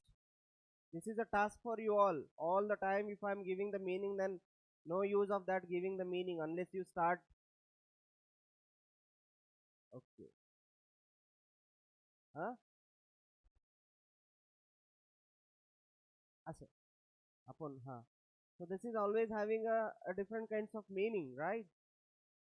Appearance, untidiness. अजिबात स्वच्छ नाहीये, व्यवस्थित नाहीये, काहीच नाहीये, ते सुद्धा काय करतं? बॅड इम्पॅक्ट करतं. Head movements, nodding, yes, no, whatever it may be, the way used to, that is also under the non-verbal. Then head movements, nodding. Hand movements, that is a very, very important. Waving, use of hands is always playing an important role, right? That's why I used to say that if I don't know how much it is going to be impact on this. See, I'm standing here. Yeah, I can stand because the camera is ahead, right? Suppose this is the way I'm teaching to you. I'm using my hands, right? Yes, I'm saying like this. If somewhere is here, I can say, I can look at here, I can look at there. My nodding always play an important role. And somehow sitting in one place is not playing a good role in front of you. So I personally feel now I can stand and I can teach to you. Look at to me. Now my eyes are also working. My hands are working. If I'm teaching like this, it doesn't create that kind of a meaning, right? I'm just looking towards the camera and I'm just teaching. So it doesn't make that kind of sense. So each part of my body play an important role. That's why 93% I'm speaking through my body. Do you understand? So the tone, everything, only the words that play 7%. Do you agree this statement? Yes. Next. Then we are having eye movements. I have told you glaring, staring, winking, all these different types of eye movement, right? नुसते डोळ्यांनी आपण बऱ्याच गोष्टी इम्प्लाइली बोलू शकतो. Even आपल्या आई वडिलांच्या बोलण्यातून, आपल्या आई वडिलांच्या पाहण्यातून, आईच्या पाहण्यातून आपल्याला वेगवेगळे मिनिंग लक्षात येतात. तसं फ्रेंड्स असतील, समाजामधल्या वेगवेगळ्या गोष्टी असतील, बऱ्याच गोष्टी आहेत. Facial expression, there are many other things we have learned. Body contact, shaking hands, then closeness, invading someone's space, sound, laughing, ways of talking, pauses, stress on words. We have already talked on that. Now, forms of non-verbal communication: silence, body language, proxemics, chronemics. एक बार लिखो आप सभी ये, एक के पीछे एक। Body language से स्टार्ट करो, बॉडी लैंग्वेज प्रोक्सेमिक्स ऐसे जाओ।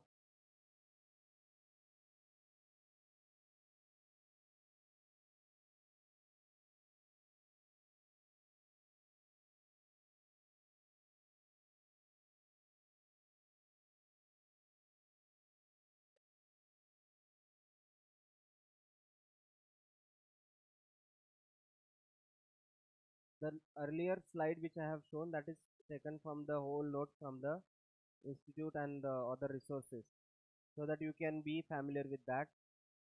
फोटो नको घेऊ, तू लिहायला सांगितलं मी तुला. फोटो घेऊन असे भरपूर फोटो आहेत मार्केटमध्ये, लिहायला सुरुवात कर. फोटोवर जग चाललंय, सुरुवात कर लिहायला.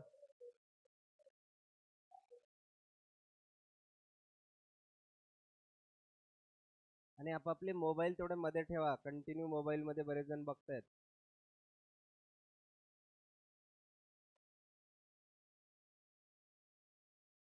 Do you understand? Yes. What's your name बेटा? Shivani, do you understand?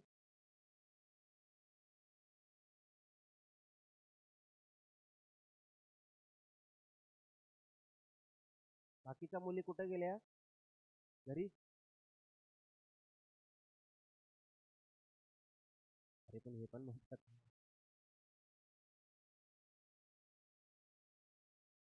Fast fast.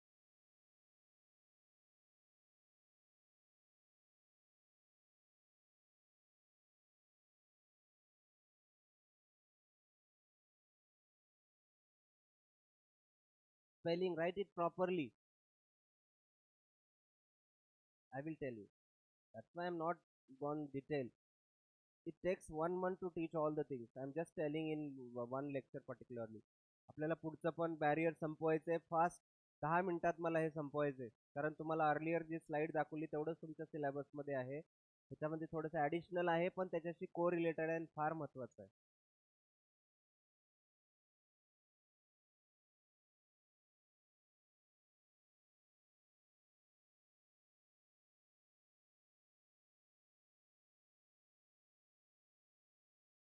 बोलू नका, अगोदर लिहा, मग बोलू आपण. Okay. Now body language, proxemics, chronemics, paralanguage, haptics, visuals, auditory, silence. These are the parts of nonverbal communication. Now see the body language.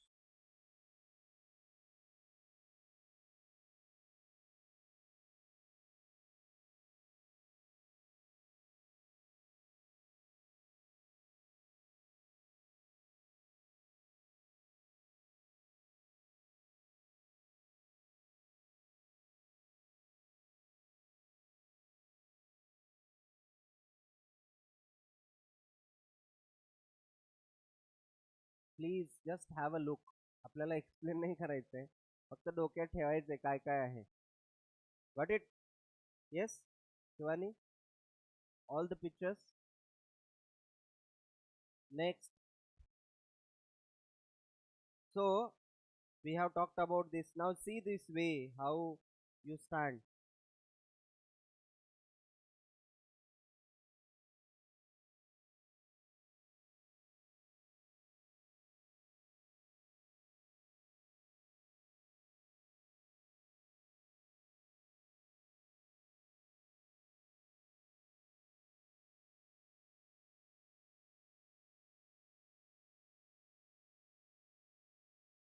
प्रत्येक गोष्टीत हसणं हे सुद्धा एक वेगळं लक्षण असू शकतं बरं का. परत हसताय त्याच्यावरती पण.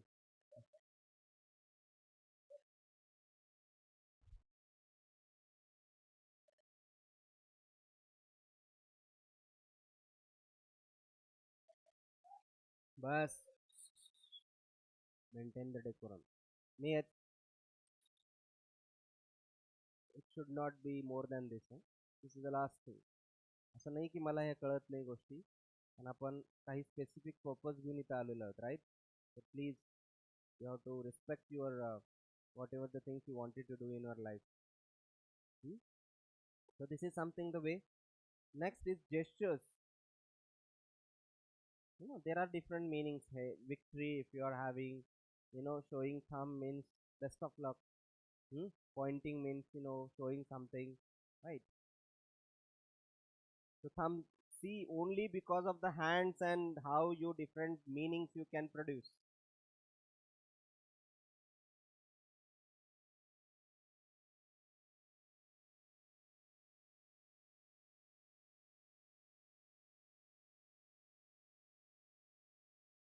So facial expression we have talked. Now see this one face.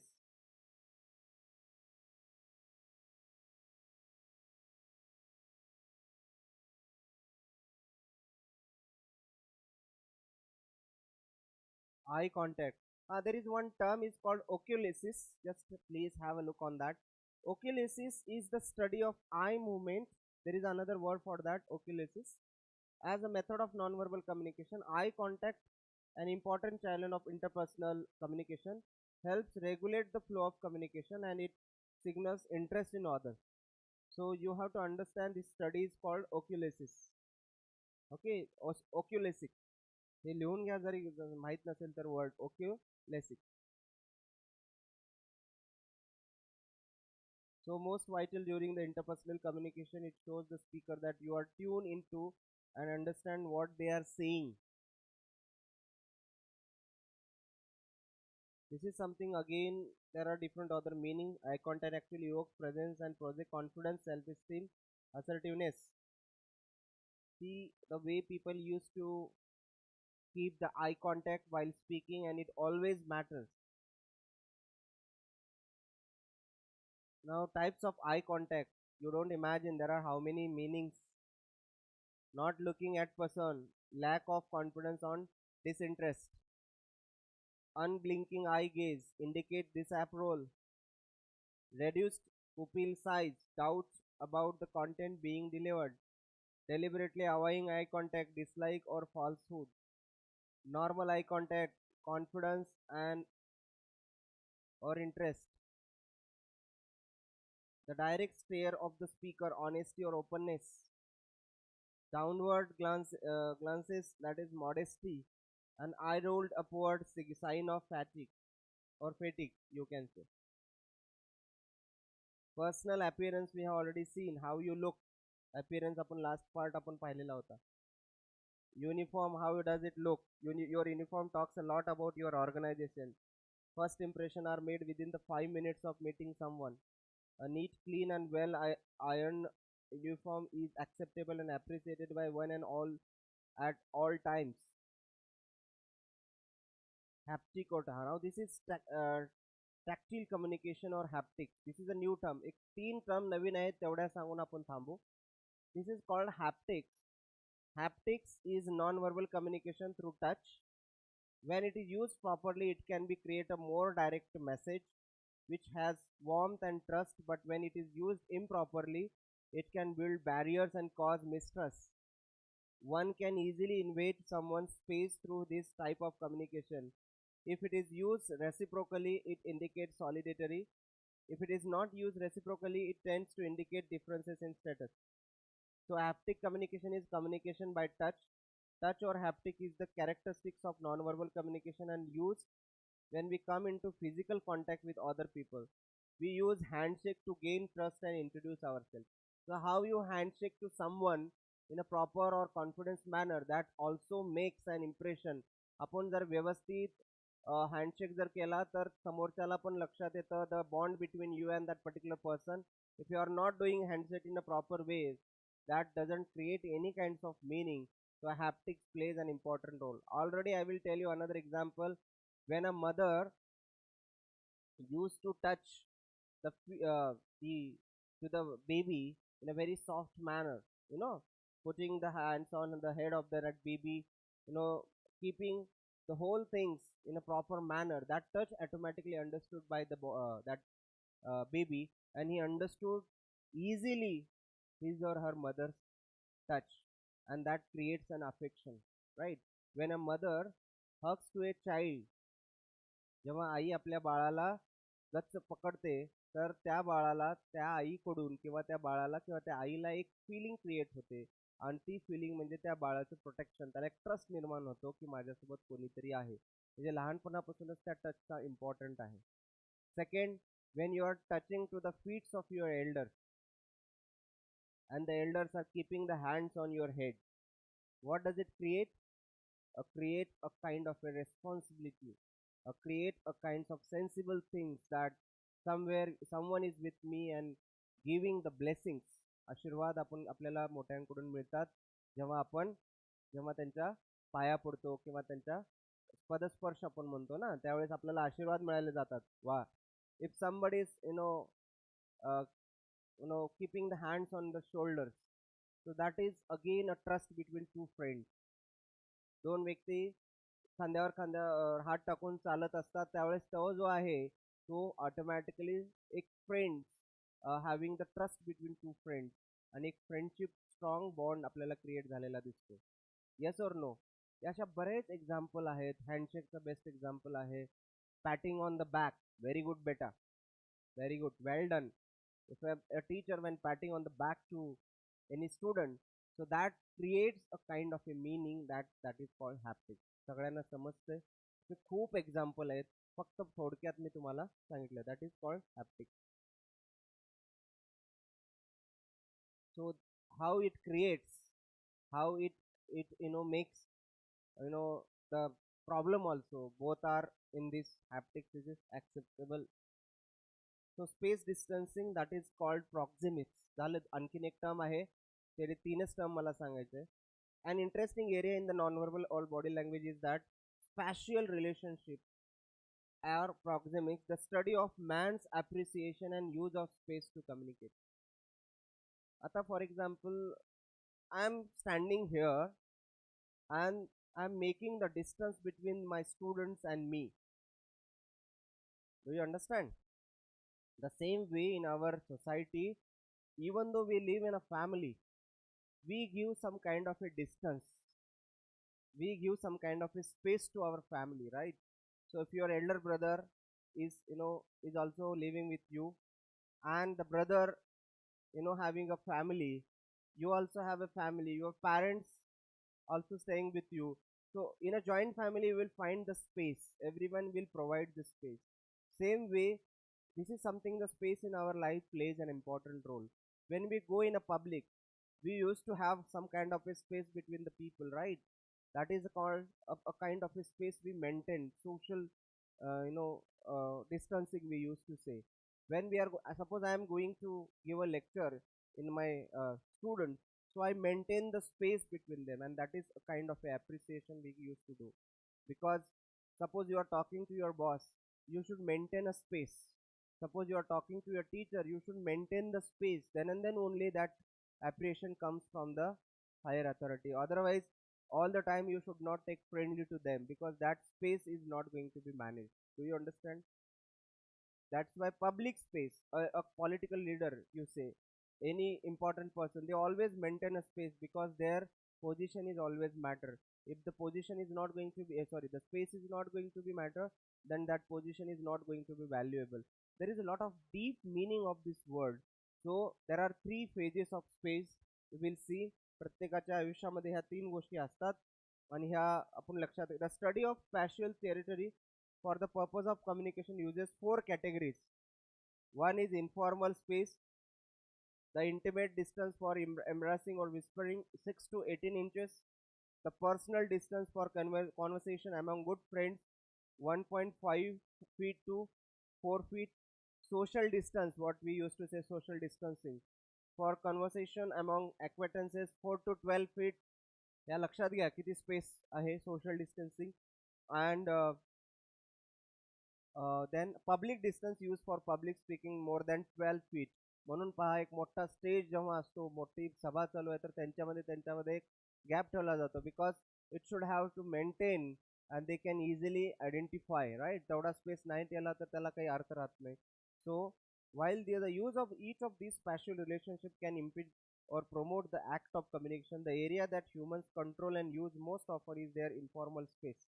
So this is something, the space study developed by Edward T. Hall. फार इम्पॉर्टंट मेसेज मी तुम्हाला देतोय.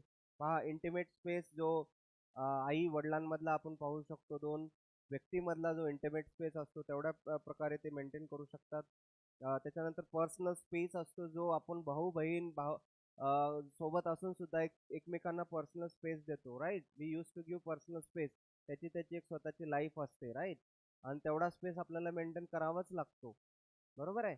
त्याला पर्सनल स्पेस म्हणतो आपण. सोशल स्पेस, तुम्हाला माहित आहे की समाजामध्ये राहत असताना, आता आपण समाजामध्ये आहोत, तर एक डिस्टन्स मेंटेन करतो, मी ॲज अ टीचर म्हणून, तुम्ही ॲज अ स्टुडंट म्हणून, आणि तेवढं आपल्याला करणं गरजेचं आहे. तसंच आपण कोणाला भेटायला गेलात, एकदम त्याच्या जवळ जाऊन बोलू नाही शकत, आपण एक स्पेस मेंटेन करतो, कारण this is again language of appreciation. तुमच्या सगळ्याच्या लक्षात येतंय, हे आपण कधी विचार करत नाही, म्हणून आपल्याला बऱ्याच वेळा सांगता जरा दूर थांब, right. When you are visiting to a doctor, अरे सिरियस घे रे, उगा हसायला घेऊ नको. When you are going to visit a doctor, doctor सुद्धा सांगतात एक स्पेस मेंटेन करा. का? कारण ते सोशली ॲक्सेप्टेबल आहे की तुम्ही एक पेशंट आहे, त्या पेशंटच्या समोर सगळे असे गोल थांबू नाही देत, कारण त्याला तो फ्रीडम किंवा त्याला जे काही प्रॉब्लेम आहेत ते शेअर करता येत नाहीत, कारण त्याच्या चहूबाजूने जर सगळे लोक थांबले तर त्याचं जे नॅचरल वे आहे ते थोडंसं इम्पॅक्ट होतं, त्याला बर्डन येतं, म्हणून त्याला थोडंसं फ्रीली आपण सोशली त्याला फ्री करतो तिथे. आणि पब्लिक स्पेस, जेव्हा आपण समाजात वावरत असतो, सगळे लोक वेगवेगळ्या कम्युनिटीचे, वेगवेगळ्या प्रकारचे लोक रस्त्यावरून जात असतात, तरी सुद्धा आपण एक डिस्टन्स मेंटेन करतो. Yes or no? That is called public space. समजलं सगळ्यांना? That is called proxemics. आता लास्ट आहे chronemics. Chronemic is the study of the way we structure and use the time to communicate. How punctual you are, how you give the time, importance to your time management. Do you understand? A punctual person always appreciated in the society. Those who give value for the time, they have a different place in a society. तुमच्या लक्षात येत आहे? समजा की तुम्ही दररोज लेक्चरला on time येता, तुम्ही ऑफिसला ऑन टाइम जाता, तर तुम्ही लक्षात घ्या, तिथं न बोलता पण एक मेसेज पास होत आहे. काय? He is a very sincere. Do you understand? So this again non verbal, तर बोलायची गरज नाहीये.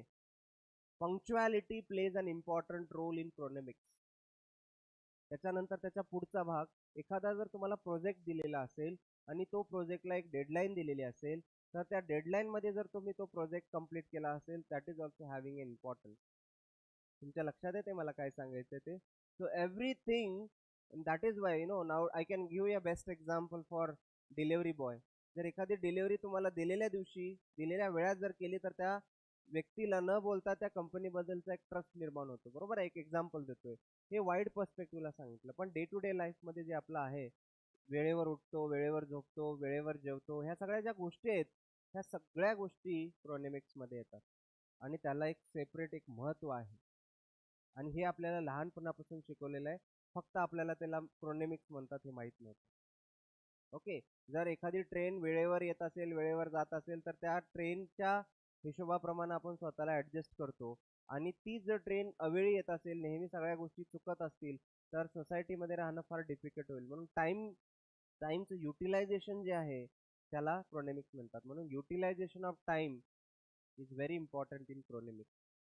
सो this usage of time as a communicative tool varies from culture to culture. प्रत्येक कल्चरमध्ये वेगळा आहे. For example, most Asians view time as a circular concept. This means that there is no pressure or anxiety about the future. In such cultures, meetings, parties, etc. may start much beyond the time given and nobody takes offense. आता आपल्या ह्या Asian कंट्रीजमध्ये कुठला एखादा programme असले की त्याला टाईमच राहत नाही, बरोबर आहे. पण अशा बऱ्याच कंट्री आहेत, कुठलाही प्रोग्राम असेल तर त्यांना ते विदिन अ पिरियड ऑफ टाईममध्ये संपवावे लागतात. बेस्ट एक्झाम्पल घ्या, आपल्याकडे कुठल्याही मिरवणुका निघतात राजे महाराजांच्या किंवा सगळ्यांच्या, तो रात्री गणेश चतुर्थीच्या पहा, त्यांना टाईमलाईन दिलेलं असतं, तरी दुसऱ्या दिवशी. त्याच्यामुळे क्रोनॉमिक्स इथे खूप मॅटर करतो, त्यामुळे लोकांना त्याचा खूप त्रास होतो. म्हणून कल्चर टू कल्चर इथं त्यांनी स्पष्ट म्हणलेलं आहे. In such cultures meeting parties etcetera may start much beyond the time given and nobody takes offence. आता समजा एखाद्या कंपनीमध्ये सांगितलं की 5 वाजता मीटिंग आहे आणि ती मीटिंग 5:30ला सुरू होते, आणि समजा ते ऑस्ट्रेलियामधून एखादा व्यक्ती जॉईन होणार असतो आणि त्यानं 5 वाजता तो जॉईन होऊन बसलेला आहे, म्हणजे त्याच्यात टाईमचं इम्पॉर्टन्स नाही का? आणि आपण त्याला जस्टिफिकेशन देतोय की चालतं तसं, पण त्याच्या कल्चरमध्ये मे बी तसं चालत नसेल. Do you understand? So we use to go clockwise. आपण त्याचा जास्त विचार नाही करत आणि त्यामुळे आपल्याकडे पाहण्याचा दृष्टिकोन बदलतो, म्हणून एशियन स्पष्टपणे म्हणलेलं आहे तिथं. सो सच cultures, so may in such culture meeting parties etc may start much beyond the time given and nobody takes offense, आणि त्याच्यावर कोणी काही ऑफेन्स करत नाही.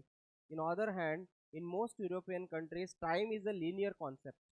लिनियर वेने जातात ते.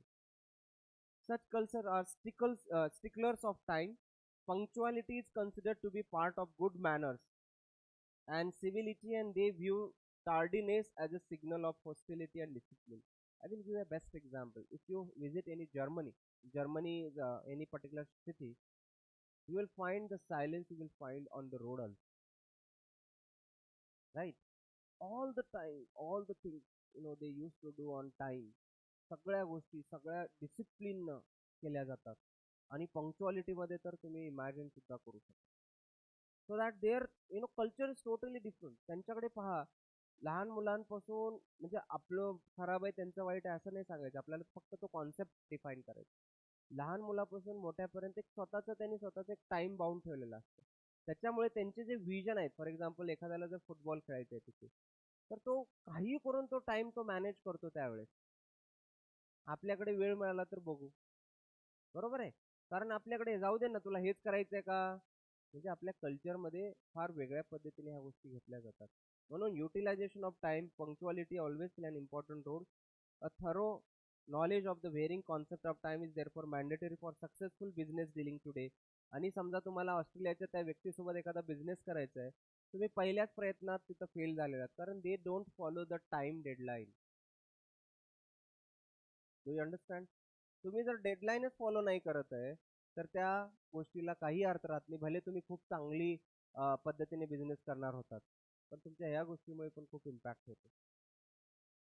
So what is chronomics? Chronomics is the study of how human beings communicate through their use of time.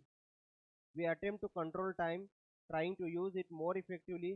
Good timing is very crucial and you should rehearse or formal presentation until it is a little under the line. हां, आता तुम्हाला एक presentation करायचं आहे किंवा meeting घ्यायचं आहे, इन टाईममध्ये जर मीटिंग कंप्लीट झाल्या, प्रेझेंटेशन कंप्लीट झालं, तर तुमची स्वतःची एक पंक्च्युअलिटी पण समजते आणि तुमचा जो मेसेज तुम्हाला पास करायचा होता तो सुद्धा तेवढ्या वेळेमध्ये तुम्ही पास केलेला आहे. आणि त्यामुळे बिझनेस फील्डमध्ये, प्रोफेशनल फील्डमध्ये जर सगळ्या गोष्टी ऑन टाईम जर झाल्या तर त्याची व्हॅल्यू जास्त आहे, कारण त्यांचं इवन प्रॉफिट सुद्धा त्या गोष्टीवर डिपेंड असतं. Do you understand? म्हणून 8 तासाचं जर काम ते 8 तास प्रामाणिकपणे जर करत असतील तर त्यांच्या कंपनीमधला जो इफेक्टिव्हनेस आहे कामाचा, क्वालिटी असेल, त्या क्वालिटी आपोआप वाढते आणि त्याच्यामुळे त्यांची सॅलरी सुद्धा वाढते. कारण तुम्ही दिलेल्या कामाच्या फीडबॅकमुळे कंपनीचा बेनिफिट झाला, म्हणजे काय झाला, त्या एम्प्लॉईचाही बेनिफिट झाला आणि त्यामुळे ते सेक्टर जे आहे private sector, you see most of the time it plays a very important role for the chronemics. Yes, समजलं सगळ्यांना? So good timing is very crucial and you should rehearse a formal presentation until it is a little under the line, because staying within the time limit is a mark of courtesy and professionalism. प्रोफेशनलिझमचा एक part आहे. So these are the paralanguage. बघा, paralanguage is the voice intonation that accompanies speech, including voice speech, voice tone and the rhythm of speech. एवढ्या नवीन नवीन गोष्टी आहेत, तुम्हाला जर वाटत असतील तर एकदा पाहून घ्या. सो दिस इज समथिंग. सायलेन्स हा एक प्रकार आहे. There is one of the types of non-verbal communication is silence. Now what is the importance of silence? Silence also carry meaning. A holy place, like when you visit a temple, the silence of temple always play or give the meaning of holiness, purity. But the same silence when you are going to visit a graveyard, that is horrible. मंदिरामध्ये किंवा church मधला जो silence आहे तो एक आपल्याला आनंद देणारा असतो, होलीनेस. पण तोच सायलेन्स जर तुम्ही एखाद्या स्मशानभूमीमध्ये पाहतात तर तो सायलेन्सचा मिनिंग तिथं वेगळा आहे. तुमच्या लक्षात आलं? This is also non verbal communication, right?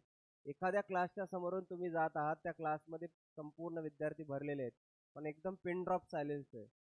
It shows the discipline of that class. It shows the understanding that the students from this class is a very different kinds of characteristics, right. त्यांच्यामध्ये एक वेगळी काहीतरी एक गोष्ट आहे, ती skill आहे, आणि ती स्किल म्हणजे एक सायलन्स थ्रू ते दाखवतात. So silence speaks louder than words is a common saying. It is a very powerful method of non-verbal communication. It can be understood as a deliberate withdrawal or absence of speech, which could be positive or negative. Yes, which I asked you feedback. की मी तुम्हाला विचारलं की give the feedback, तुम्ही काहीच बोलत नाही. That silence indicates negative feedback also and positive feedback also. हे वेगळा part आहे, पण एक सांगतोय त्याच्यातला सायलेन्स मधला एक भाग आहे. On the basis of the purpose of which it is used, silence can be classified as comfortable. लक्षात ठेवा, कोणाला शांतीसाठी, अरे जरा शांत ठेवा, मला जरा कम्फर्टेबल फिलिंग होत नाही. लहान बाळाला स्पेशली मोठ्याने झालेला गोंगाट रडायला लागतं, शांततेमध्ये लहान बाळ खूप चांगल्या पद्धतीने वाढवतं. तसंच सिनियर सिटीजनला सायलेन्स लागतं, कारण त्यांच्या माइंडवरती ते खूप आघात होतो. म्हणून डीजे लावल्यानंतर पहा, जोपर्यंत सायलेन्स होत नाही तोपर्यंत समाजामध्ये बऱ्याच लोकांना त्याचा इम्पॅक्ट होतो. त्यांना सायलेंटची गरज असते. म्हणून आपण आपल्या घराचं स्ट्रक्चर बरेचसे लोक अशा पद्धतीने करतात की बाहेरला आवाज नाही आला पाहिजे. There should be silence can be maintain, कारण ते कम्फर्टेबल फिलिंगसाठी आहे. देन रिस्पेक्टफुल, जर तुम्हाला तुमचे आईवडील काही म्हणत असतील, तुम्ही शांतपणे ऐकून घेत असाल, तुमचे टीचर तुम्हाला काही म्हणत असतील तर एक रिस्पेक्ट तुम्ही देत असाल, तर that silence also creates meaning. Hostile, what is the meaning of हॉस्टाईल?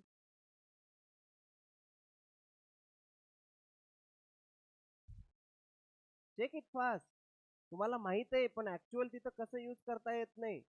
म्हणून तुमच्याकडे एक डिक्शनरी असू द्या ऑफलाईन, त्याच्यात बोलल्या बोलल्या लगेच वर्डचे पण आले, ऑडिओ पण. हॉस्टाईल लगेच मिनिंग येतो तिथं.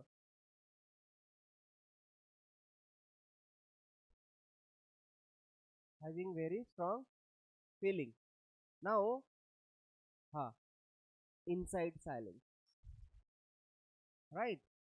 कि एखाद्याला आपण बोलतोय, हम किसी को बात करें मगर वो कुछ नहीं बोल रहे. Do you understand? Next is awkward और इनडिफरंट. कधी कधी आहे ना, कोणी काहीच बोलत नाही किंवा कुठल्याही गोष्टीचा काही रेस्पॉन्स मिळत नाही, त्यावेळेस सुद्धा ऑकवर्ड फिलिंग होते, आणि अशा सिच्युएशनमध्ये एक वेगळा मिनिंग तयार होतो. So do you understand? Most of misunderstanding arise out of the careless spoken words. याच्यामध्ये पहा, uttering falsehoods, scandalizing, fault finding, and excessive speech have been determined to the society. Therefore, silence the language of the realized. Positive silence occurs when all the faculties of the mind are wide awake and full of light, whereas negative silence overpowered by dullness and tranquil. म्हणजे कुठल्याही गोष्टीबद्दल दोन प्रकारचे, जसं मी सांगितलं, temple किंवा church आणि ग्रेव्हयार्ड, या दोन्ही मधला जर डिफरन्स तुम्हाला कळाला असेल तर बाकीच्या सायलेन्सचाही मिनिंग तुम्हाला. तर बघा तुम्ही, सायलेन्स हा सुद्धा प्रकार नॉनव्हर्बल मध्ये येतो. म्हणजे if you are keeping silence in the class,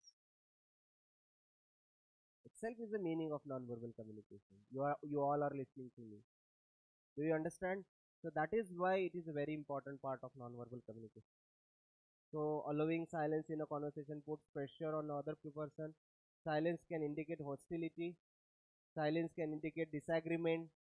Silence can indicate profound, such as horror. Silence can indicate respect, contemplation, rudeness. Then creation of listening space and indication of empathy. सो ऑलफॅक्टिस, आता हे बरेच आहेत त्याच्यामधले. Study of sense of smell as a means of non verbal communication. तुम्ही क्लासमध्ये कसं बसता, तुमची स्वतःची रूम कशी आहे, हे सुद्धा आहे ना. आपण एखाद्याच्या घरी गेलात आणि सगळीकडे पसारा पडलेला आहे, आपल्याला मध्ये जावंच वाटत नाही. That is a non verbal communication. त्याला काय म्हणलं जातं? Olfactics. The study of the sense of smell as a means of non verbal communication is called olfactics. A person's body order can have a positive or negative effect on communication. तुम्ही किती स्वतःला hygiene ठेवता तेही फार महत्त्वाचं आहे. No one wishes to communicate with someone with bad body order. In most of the culture therefore a lot of importance is given to the personal hygiene. पटतंय का सगळ्यांना? हे because you all are educated. एखादा labourer आहे तर त्याला ह्या गोष्टी तेवढ्या इम्पॉर्टन्स नाही आहेत, कारण त्याचं कामच तसं आहे. पण एखादा एज्युकेटेड व्यक्ती आणि स्वतः एकदम व्यवस्थित न राहता कसंही राहतो, तर त्याच्याबद्दल आपल्याला एक फिलिंग क्रिएट होते की बाबा we are not comfortable with you, right?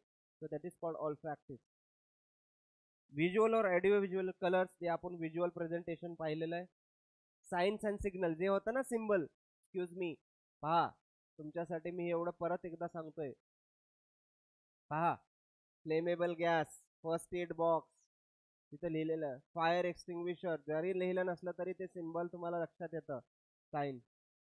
परत no smoking, hearing eye protection must be worn, fire blanket, slippery when wet, ते बऱ्याच ठिकाणी साफ करत असताना जे आहे ना त्यावेळेस ते ते ठेवलं जातं बोर्ड, ते सरळ स्टॉप, हे तर सगळीकडेच तुम्हाला माहिती आहे. Speed breaker, speed hump ahead, speed breaker ahead. Then use of mobile phone prohibited. Head head protection must be worn, म्हणजे हेल्मेट किंवा जे काही बांधकामाच्या ठिकाणी यूज केलं जातं त्याला हेड प्रोटेक्शन ते. आणि टॉक्झिक हजार्ड, ह्या ठिकाणी बघा ते सगळ्या गोष्टी सिम्बल. आणि आज ह्याचा खूप मोठा आपल्या सोसायटीमध्ये याचा इम्पॅक्ट होतो साइन अँड सिम्बल्सचा, कारण ज्याला वाचता येत नाही त्याला सुद्धा हे सिग्नल पाहून ह्या गोष्टी यूज करता, म्हणजे लक्षात येतात की काय कम्युनिकेट करायचं. तर व्हिज्युअल्स पहा, picture elements. Importance of visual communication, grab attention, stick in memory. Visual communication बद्दल आला होता पहा. तर it is grab attention, stick in memory, cement belief, tell stories, communicate quickly, अँकर association, create a mood or ambience. McDonald's example in tech. Auditory communication, sending information from one member to another by sound production, is called auditory signal or bioacoustic. कोणी कोणी आवाज काढून communicate करतं, बरोबर आहे. खूप जुनी पद्धत आहे वेगवेगळ्या आवाज काढून त्याचे कम्युनिकेशनचे, त्याला ऑडिटरी कम्युनिकेशन म्हणतात. कॉल ऑफ मॅमल्स आणि स्पेशली आपण हे ॲनिमल्समध्ये फार पॉप्युलर असतं, राईट. ते त्यांच्या स्वतःसाठी कम्युनिकेट करतात. सो हे सगळं तुम्हाला असू द्या माहिती. Then whistling, church bell, ringtones, honking, शाळेमधले बेल्स आपोआप मिनिंग क्रिएट करतात की तास संपला किंवा लेक्चर संपलेला आहे. देन ॲनिमल डॉग बार्किंग, आपल्याला लगेच लक्षात येतं, ह्याच्यामध्येच लक्षात येतं ना. Sounds can be use attract mates, ward off threats and express happiness or pain. For example dogs bark when approached by a stranger. Red squirrels use a series of rattles, screeches and rips warn intruders to stay away. जास्त deep मध्ये नका जाऊ, सोपं आहे तुझं.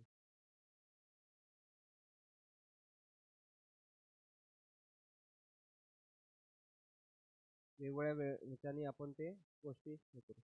Thank you. समजलं non verbal? Yes. Any questions? आता आपण आहे ना महत्वाचा पार्ट राहिलेला आहे तो आपण संपूया. महेश बेटा 5 मिनिट्स नको, तो 1 मिनिटात जाऊ नये, कारण मला हा संपवायचा आहे. बॅरियर्स टू कम्युनिकेशन, जास्त वेळ लागणार नाही. ठीक आहे.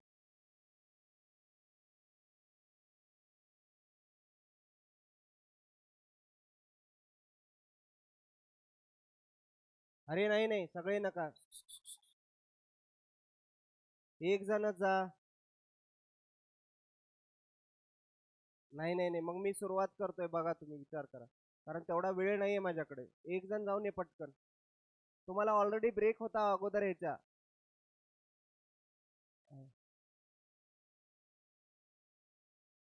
मी सुरुवात करतोय. हा, एका मिनिटात या पटकन.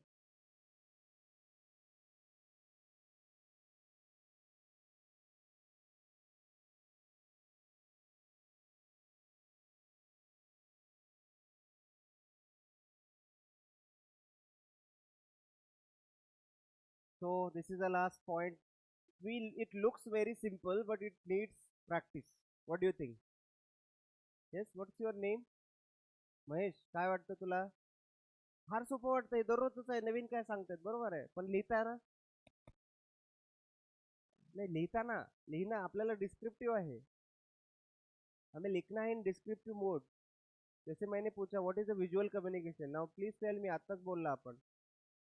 So it needs practice and you have to read, you have to understand what I have spoken. लक्षात येते? व्हिज्युअल म्हणजे काय, उगं दिसतं असं बनायला सोपं वाटतं, पण when you are putting in words, हमें PDF कौन सा? See, this is a little bit more. ठीक है, मैं एक बार ही भेज देता हूँ, थोड़े दिन जाने दो, थोड़ा मैं उसको अच्छी तरह, ये मेरा अर्लियर कोर्स जो था उसके लिए ये भी सिलेबस था, उस हिसाब से मैंने पीपीटी बनाया, आपके हिसाब से मैंने वो अर्लियर जैसा बनाया था ना, जितना आपके सिलेबस में है। हाँ, तो ये थोड़ा सिलेबस के आउट ऑफ सिलेबस भी है, मगर को रिलेटेड टू दैट। ये दो दो क्वेश्चन के लिए है, कम्युनिकेशन के ऊपर सिर्फ दो दो मार्क किया हुआ है, और इसके लिए इतना टाइम जाना, मगर इसके वजह से बहुत सारे आगे कॉन्सेप्ट आपने क्लियर कर दिए। It plays an important role. ये हम पूरे एक सेमिस्टर में पढ़ाते थे, तो मैंने 6 लेक्चर में खत्म कर दिया इसको। So we will start now. Barriers to communication. Now what is barrier? Listen to me. Yes. What is barrier? Restriction, hindrance, obstacle. Then so barriers to communication itself saying different meaning, right?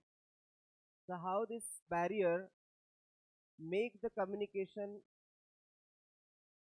disturb the communication and make as an obstacle in communication, and how to overcome this barrier. Because every day we come across different barriers. Yes. So these barriers, when it happens in our formal communication, it plays or it makes a bad effect on your presentation. For example, you all are listening very carefully my lecture, and suddenly, because of one nonsense created by one student, or somebody just interrupted and peeped in the class, or maybe any technicality happens, maybe you can say the light, the current passing is stopped, or maybe because of the surrounding something happened, for example suddenly the rain started, or maybe because of some different noise created, automatically the effective communication breaks in between, and due to that barrier we could not create a kind of a sense, or my motto of my presentation may be diverted, or maybe not successful what I expected. Do you understand what I am trying to tell you? So barrier is a kind of an obstacle or hindrance of a particular kind of a communication event, where it may have a more importance, and in such situation a barrier creates, disturbs, and make the presentation, maybe in a what you say, another mode, or presentation can change the central idea because of this uh, uh, barrier, and the logical cohesion or coherence of the connection of the particular communication happen, it stops, and the logical understanding, the connectivity of the speech breaks the idea, and you lost that control. Do you understand? So barrier always makes a very bad impact on communication process. So let us see how this barrier used to make a bad impact.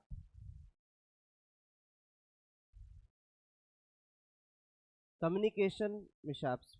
But I thought you said I would have done it, but no one told me that it was to be done. You should have asked. Then what was the point of this discussion? What does it mean by mishap? Check it.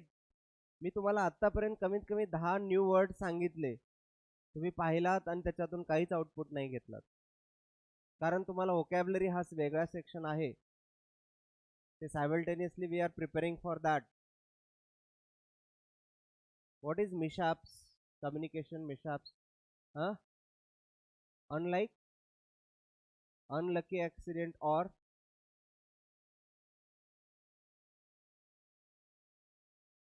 आपण त्याला मराठीमध्ये म्हणतो काय म्हणतो?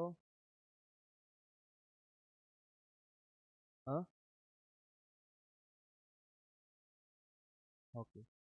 अकाली आलेले problem, Akali आलेले संकट किंवा अनएक्सपेक्टेड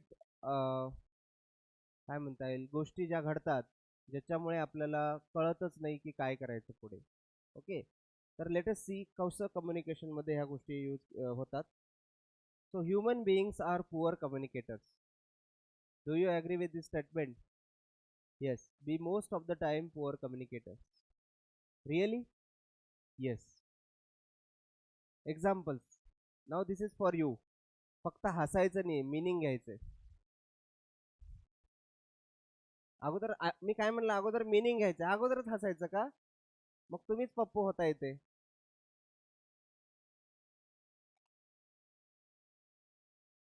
राहुल गांधी एवढा हुशार, तुम्हाला काय माहित आहे रे? तो हार्वर्ड मध्ये जाऊन लेक्चर देऊन आलेला आहे. उगं कोणालाही काही म्हणणं म्हणजे फार सोपं वाटतं. हा, त्याच्यासाठी तुम्ही पप्पू न होता अगोदर वाचा. मी एक्झाम्पल स्किप करू का? टाइमपास करायचा असेल तर मी एक्झाम्पल स्किप करतो. I want a serious answer from this question. Teacher, Pappu, what is the outside of the tree called? Pappu, I don't know. Teacher, bark Pappu bark. Pappu, bow bow bow. Actually, this Pappu is named for a dog. आपण थोडंसं confuse झालो, right? And that is something you have to understand what I was telling to you. Right? That is first, poor communicators. Do you understand? Next example. Teacher, Pappu, why are you late today? Because a sign outside the school said, go slow, school ahead.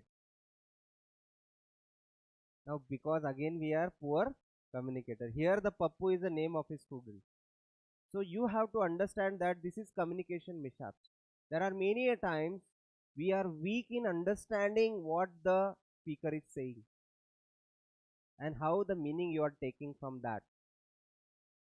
आता बोला कोण पप्पू आहे त्यातला? आपणच होतो poor communicators. तर त्याचं एकमेव कारण काय की we are not at all think about our day to day communication. Do you understand? थोड़ा सा तुम्हारा आपको थोड़ा मराठी समझ में आता है ना? ओके, इसको थोड़ा आपको बहुत कैजुअल वे से लेना है कि how this things is going to be you know executed in day to day life. Okay, so this is the way how these things happen. Now Osmer-Willows law applied to if a message can be understood in many different ways, it would be understood in that way which could cause maximum damage. ह्याचं एवढं serious घ्यायची गरज नाही, पुढे घेऊया आपण. There are different definitions of barrier. Maybe in the example they in the examination they will ask you one question that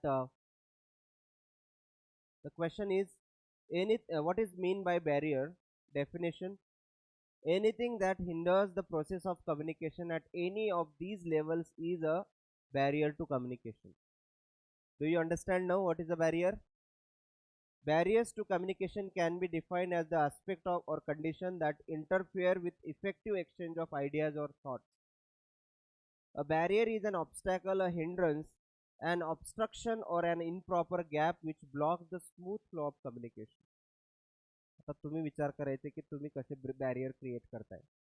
आता एक कम्युनिकेशन चालू आहे तुमचं आणि माझं, सडनली कोणीतरी हसलं जोरात विदाउट रिझन किंवा काहीतरी, दॅट इज ऑल्सो बॅरियर. कारण तुम्ही एका प्रोसेसमध्ये होता अंडरस्टँडिंगच्या, एकाच्या दुसऱ्या कृतीमुळे काय झालं, ते बॅरियर क्रिएट झालं आणि द फ्लो पूर्णपणे ब्रेक झाला. and that's why the impact of that barrier collapse the whole communication system. Do you understand now? तर ह्या चार पैकी कुठलीही डेफिनेशन तुम्हाला जी समजते ते तुम्ही लिहू शकता परीक्षेमध्ये. सो फिजिकल and mechanical तर हे फक्त तुमच्या माहितीसाठी असू दे. आपण पुढे जाऊया. फिजिकल बॅरियर म्हणजे काय अगोदर पहा. फिजिकल बॅरियरमध्ये आणि मेकॅनिकल बॅरियरमध्ये काय येतं. Physical left side noise, time, distance, temperature, humidity. Physical handicap stammering, deafness and faulty machines. मेकॅनिकलमध्ये पॉवर फेल्युअर, ट्रान्समिशन इंटरप्शन. काय आहे बघूया आपण. Physical barriers. Workplace architecture. Large working area, closed office doors, separate areas for people of different status. It forbids team member from effective interaction with each other. थोडं वेगळ्या पद्धतीने आपल्याला घ्यायचंय. ते थोडं डिटेलमध्ये जातोय. नॉईज. आता हे पहा, ह्याच्या पूर्वीचा जो मिनिंग होता वर्कप्लेस आर्किटेक्चर. फिजिकल बॅरियर कसं आहे. फॉर एक्झाम्पल प्रत्येकाला जर एक सेपरेट स्पेस देण्यात आला तर तो काम थोडं इफेक्टिव्हली करू शकतो. एक आयडिया. दुसरं, मे बी दोन व्यक्ती एकत्र बसून काम चांगल्या पद्धतीने करू शकतात, पण प्रत्येकाला एक स्पेस दिल्यामुळे एक बॅरियर क्रिएट झालाय. प्रत्येकाला कंपार्टमेंट दिले, बॅरियर एक. अशा दोन वेगवेगळ्या मिनिंग आहेत त्याच्या. त्याच्यानंतर सेकंड टाईप आहे नॉईज. आता पहा, आज आपला AC चालू आहे, विंडोज बंद आहेत, बाहेरला आवाज येत नाहीये, त्याच्यामुळे आपलं कम्युनिकेशन फार इफेक्टिव्ह होतं. पण हे सगळं चालू असताना क्लास फुल भरलेला आहे. 50% स्टुडंट ऐकत आहेत आणि 50% मुलं आवाज म्हणजे बोलत आहेत. त्यांच्या त्या बोलण्याच्या आवाजामुळे माझं प्रेझेंटेशन इफेक्टिव्ह होत नाही. नॉईज. तसंच एखाद्या ठिकाणी तुम्ही काम करत असताना, एखादं तुम्ही काहीतरी ऑफिशियल काम करताय, काही काम करत आहे, पण बिकॉज ऑफ अदर नॉईज, कशाचा तरी आवाज असेल, गोंगाट असेल किंवा आणखीन काही असेल, त्याच्यामुळे तुमच्या कामावरती काय होतं, त्याचा परिणाम होतो. त्याला काय म्हणलं जातं. Physical barrier. Noise, it is one of the most common physical barriers to listening. Noise restricts the flow of messages, makes them to inaccurate or unclear, causes misinterpretation. Noise can be environmental or technological. ठीक आहे. Environmental कसा, एखादा विमान चाललेलं आहे जोरात, किंवा thundering चालू आहे, जोर जोरात आवाज येतोय बाहेरला. ह्या सगळ्या गोष्टीमुळे काय होतंय, आपल्या दररोजच्या ज्या गोष्टी आहेत त्याच्यावरती परिणाम होतो आणि त्यामुळे it is a physical barrier. अगर बाहर के एनवायरनमेंट की वजह से, बाहर के जो कुछ नेचुरल जो चीज़ है उसकी वजह से अगर कुछ नया एक नॉइज क्रिएट होता है तो it impacts on the particular physically it is impact to on a particular person, and that may be environmental or that may be technology. Suppose a machine is running very loudly, we are listening. Suppose AC is there, or it is suppose a cooler it is placed here, and it is creating a noise, so automatically in a point of time it started irritating that noise. Yes or no? And that's why it plays an important role. Okay, got it. Next is, I have to complete this. Still 15 minutes. I can complete easily. Now distance. Now geographical distance is a major cause of physical barriers. Now you have to understand that today we are living in Pune city. Now see the temperature. If you are living in Rajasthan, if you are living in Darjeeling suppose, if you are living in Mahabaleshwar, somebody is in London, somebody is in Australia. Now geographically we are totally different, and because of that our physical upbringing also different. So that distance, while speaking also, while understanding that concept, geographical distance is a major cause of physical barrier. It prevents personal communication, which is substituted by phone calls, video conferences, messages or emails. Now for example, I am taking now online students are listening to me, so geographically we are separated, different places are there, so sometimes they could not listen my voice properly, sometimes they be video conferencing, the video is off, or sometimes my message is not reached, the clarity of my message is not as usual as earlier, then automatically that is a distance barrier. Do you understand? Yes. So that is comes under the physics. Next, networks issues are common, and long distance communication can experience obstacles of poor communication or slow internet. This is a kind of, again, a kind of a barrier. Time. Limited time or different time zones can be both create a physical barrier between two people. For example, right now, if you are having a meeting with your clients from USA, so see what time it is now there and what time we have right now. So because of that also it creates a kind of a barrier, right? So you have to understand this. The sender must construct a concise message for the receiver if time is limited, because suppose you want to submit your project in time and the particular person who is in your team not following the time management is not happening between your team, so automatically that becomes a barrier because you are not following the time. Understand? Next, environment. Already I have talked. Conditions can affect the flow of thunder can create noise that interferes with the hearing, and lightning and heavy rain can cause faults, can use disturbance in signals. Now second is mechanical barriers. This question asked in most of the time, what is mechanical barrier, and most of the time they can ask also what is a physical barrier, difference between physical barrier and mechanical barrier. In physical barrier you have talked distance, right? Time. Also what काय काय पाहिलं आपण physical barrier मध्ये? Distance, time, आणखीन noise. लक्षात येते? हे सगळं physical, environment, हे सगळं फिजिकल मध्ये येतं. आणि मेकॅनिकल मध्ये सोपं आहे. काय? when there is a defect in machine being used, the barrier is called as a mechanical. ज्या ज्या गोष्टी मेकॅनिकलशी रिलेटेड आहेत, टेक्निकलशी रिलेटेड आहेत, त्या सगळ्या mechanical barrier. For example, I am right now talking to you all, giving a lecture. Suddenly the mic stop. Suppose there is a lot of students sitting in my class. The last bencher is not getting what I am trying to tell you because of the mechanical barrier. There is a public gathering and a political leader is giving a speech. Thousands of people standing in front of that speaker, and suddenly there is a electric failure. So the voice is not going to get, and that automatically stop that meeting, right? So again this become a mechanical barrier. Such barrier occur due to mechanical problems. For example, power failure, transmission interruption. These are called mechanical barrier. Semantic and linguistic barrier. पटापट घेतोय मी, प्रत्येक याच्यावरती एक question आहे. Semantic and linguistic, this is related to the language. So these barriers arise due to the nature of the language being used in communication. Semantic distortion can be accidental or deliberate. Poorly chosen words, lack of coherence, poor organization of ideas, platitudes, unnecessary jargon, verbose, cliché, overloaded ideas, awkward sentences structure can block the smooth flow of communication. Now you have to understand that if I am giving a speech, I must have to understand what kind of audience it is. So my selection of words should be understandable to you all.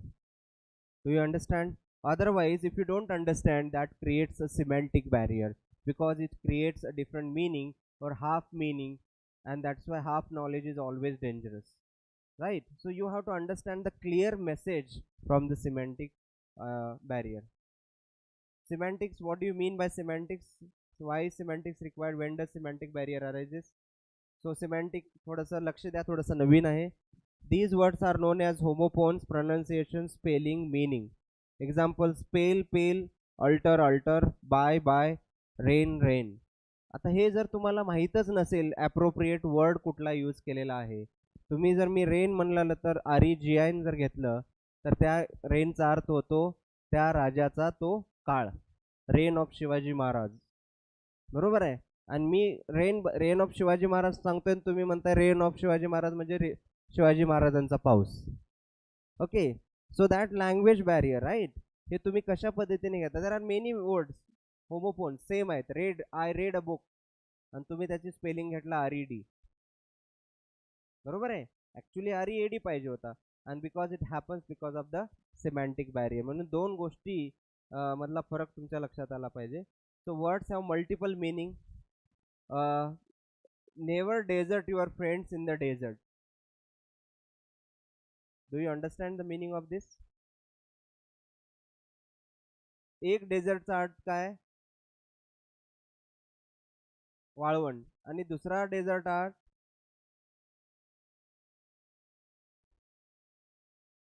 Correct, बरोबर आहे. आता कुठला meaning घ्यायचा तुम्ही त्या त्या सिच्युएशनशी, त्या ऑडियन्सशी related तुम्हाला ते सेंटेन्स यूज करावं लागेल. Close the window before the bee gets to close. Now you have to understand again. जोपर्यंत तुम्हाला ते कळणार नाही तोपर्यंत त्या गोष्टी इझिली लक्षात येणार नाही. ठीक आहे, सोपं घ्या. सिमॅन्टिक अँड लँग्वेज बॅरियरमध्ये, सॉरी, लिंग्विस्टिक बॅरियर त्याला म्हणलं जातं. Language barrier, different languages, no clarity in speech, using jargons, not being specific. So semantic and linguistic हेच मला सांगायचं होतं. पहा, सिमॅन्टिक काय, different languages, nature of languages, multiplicity of meaning, poor communication skill, verbal mannerism and homophones, हे सगळं सिमॅन्टिक्समध्ये येतं. आणि लिंग्विस्टिकमध्ये येतं पन्स, ॲम्बिग्विटी ऑफ लँग्वेज, एका शब्दाचे दोन अर्थ, एका सेंटेन्सचे दोन अर्थ, emotionally loaded words, connotations versus denotations and interpretation of words. तुम्ही कसं त्या सेंटेन्सचा अर्थ तोडून मोडून जर करत असाल तर त्या भाषेचा काही उपयोगच नाही आहे. वेगळंच मीनिंग काहीतरी क्रिएट होतं, अलग ही मीनिंग कुछ तो क्रिएट होता है if you are not taking that particular sentence in a proper way. That's why many people in media houses, मुझे वो नहीं कहना था, मैंने अलग तरीके से कहा है, फिर भी लोग उसे मॉर्फ कर रहे हैं, राइट, उसको अलग अलग करके अलग मीनिंग निकाल रहे. That is called language barrier. समजलं सगळ्यांना? येस. Socio psychological barrier. आता पहा, हे फार महत्वाचं आहे, हे प्रत्येक ठिकाणी आढळतं. Psychological barriers can be describe as the cause of distorted communication because of human psychology problems. काय अर्थ त्याचा? Psychological barriers can be described as the cause of distorted communication because of human psychology problems. म्हणजे एखाद्याला एखादी गोष्ट सांगितली तर तो कुठल्या पद्धतीने ती गोष्ट घेतो आणि तिसऱ्याला कसं डिफाईन करतो हे त्याच्या डिस्टॉर्शनवर आहे. डिस्टॉर्शनचा अर्थ आपण त्या दिवशीच आहे, मोडून तोडून नवीन मिनिंग क्रिएट करणे किंवा स्वतःच तसं क्रिएट करून सायकोलॉजी तुमची, म्हणजे यू आर सायकोलॉजिकल वीक आपण असं म्हणतो, बरोबर आहे. You are taking in a very different way. Okay, so that barrier is called psychological barrier because of the cycle. So status barrier, प्रत्येक जण कधी कधी आपण माझ्या स्टेटसला तो व्यवस्थित नाही होत, he is not having that authority to talk about my status, बरोबर आहे. मग ते लोक काय करतात, स्वतःचं स्टेटस मेंटेन करतात आणि त्यामुळे कम्युनिकेशन फ्लो व्यवस्थित होत नाही. Different perception, close mind, halo and horns effect, slanting and prejudice, हे त्याच्यातले सायकोलॉजिकल बॅरियर मधले आहेत. स्टेटसमध्ये this barriers cause due to the feeling of professional and insecurity, status insecurity, status symbols, lack of assertiveness. ठीक आहे, फक्त ह्या गोष्टी तुमच्या डोळ्याखालून जाऊ द्या, ह्या गोष्टी आहेत त्याच्यात. डिफरंट परसेप्शन, प्रत्येक गोष्ट तुम्ही कशा पद्धतीने घेता, का फक्त प्रत्येक वेळी तुम्ही पर्सनली घेता का कॉमनली सोशल आस्पेक्ट डोळ्यासमोर ठेवून ह्या गोष्टी घेता, त्यावर पण डिपेंड आहे. क्लोज माइंडसेट म्हणजे आम्हाला ऐकायचंच नाही, आता ही सिच्युएशन झालेली आहे. Close mindset, do you understand? प्रत्येक गोष्ट तुम्हाला अप्लिकेबल होते, बरोबर आहे. There are some people who think and believe that they know everything about a particular topic or subject, so they close their mind to the topic being discussed, and even though some new facts may be discussed, so this way they close their mind to the latest information. Halo and horns effect, एवढं लक्ष द्या सगळ्यांनी. Halo horns effect काय नवीन topic आहे. The listener or the receiver of the message may develop halo horn effect, trust and distrust.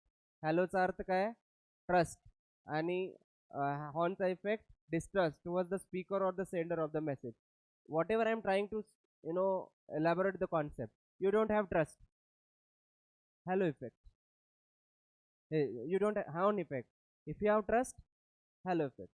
Do you understand? Horn effect is opposite of halo effect. Halo effect refers to the glory bestowed on the famous well known person. So if the listener has halo effect towards the speaker, then he listens to the speaker and everything the speaker says appears true and vice versa. When a teacher is teaching in the class, if you have a trust, then it have a more effective meaning in communication. If you don't trust, then how much I am trying to tell you, putting in a very honest way, that always make in a bad way, and that is a horn effect. Got it? Slanting, you know that how to word is here. Prejudice, sometimes we come up with our own traditional thoughts, assumptions, की काही उपयोग नाही आहे, ह्याच्यातून काही समजणारच नाहीये, क्या होगा अगर नहीं किया तो. These prejudices always makes you down. So this is a psychology of a human always having this kind of carrying this kind of psychology, that we always come in a prejudice mindset. Do you understand? So you should change this prejudice. It is a preconceived notion about the thing. It may be in favor of or against of some or something. It is one of the major barriers in communication. It is very difficult to overcome such barriers because based on emotions and not on reasons. Personal जे घेतात ना लोक, प्रत्येक गोष्ट मला म्हणलं ह्या, ते इमोशनली ते अटॅच होतात आणि त्याच्यामुळे ते त्या गोष्टीला जास्त जस्टिस देऊ शकत नाहीत. तो क्रॉस कल्चरल बॅरियर सरळ सरळ आहे, दोन वेगवेगळे कल्चर असल्यामुळे. तो लँग्वेज वेगळी आहे, व्हॅल्यूज सोशल रिलेशन्स वेगळे आहेत. Suppose you are from which place बेटा? Bihar. So somehow the social culture is different compared to the Maharashtra. So if you are social culture barriers, it happens because of the language also. Yes, and because of that, sometimes it creates a misunderstanding. So that's why you understand English, right? Better way. But sometimes if you are not understand the Marathi, so maybe it is a chance of misunderstanding. So different culture, cross culture barrier, value social relation. आपके वहाँ पे अलग तरीके के value हो गए, यहाँ पे अलग हो गए, दूसरे देश में may be another country, every culture having their own system of values, and because of that also there is a concept of time, concept of space and gestures. कारण तुम्ही कसं, we usually greet by handshake, आणि European कंट्रीमध्ये ते एकमेकाला greet, they use to hug to each other, right. आपल्या कल्चरमध्ये ते तेवढ्या इफेक्टिव्ह नाहीये. So may be this is a social cultural barrier. समजलं? सो आय कॉन्टॅक्ट, बऱ्याच कंट्रीमध्ये लोक एकमेकाच्या डोळ्यामध्ये पाहून बोलत नाहीत, because in their culture this is again arrogancy, right. So they never even have a handshake also, that's why we Indians used to say namaskar. you know we never, most of the time we never give a handshake. Nowadays it is trying, but once upon a time people used to say namaskar. They don't even touch to each other. So personal care in some cultures, only family members provide personal care. Respect and acceptance of cultural diversity is essential for any health care worker. Overcoming communication barriers, khatam. Last chapter, how to overcome the barriers. Individual skills, जो कुछ मैंने आज तक आपको पढ़ाया है, all are the overcoming the barriers. Change your mindset. Okay, you have to accept new things, you have to be open minded, then and then only you can learn new things. Otherwise again it is a kind of a prejudice, traditional thinking. So first of all, individual skills. Active listening, students.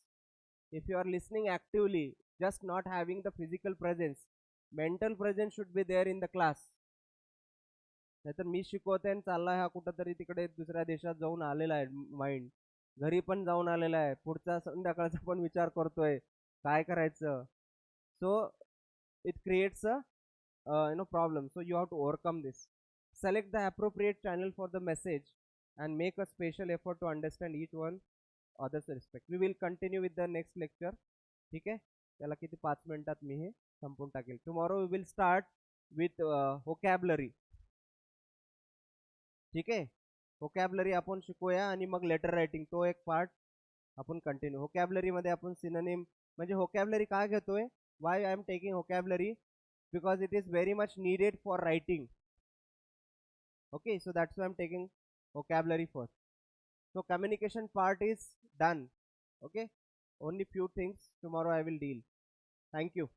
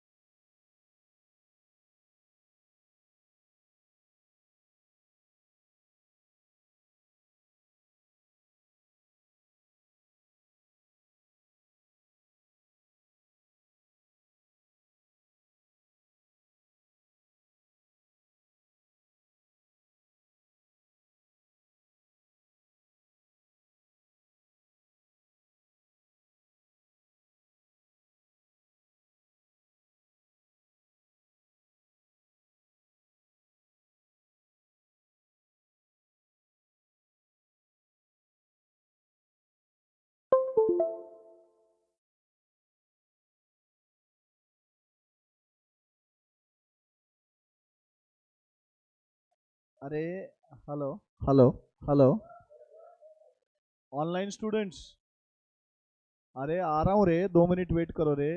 ये offline वाले बच्चे बहुत सता रहे थे तो उनको request कर रहा था रे कि सताओ मत बोल के।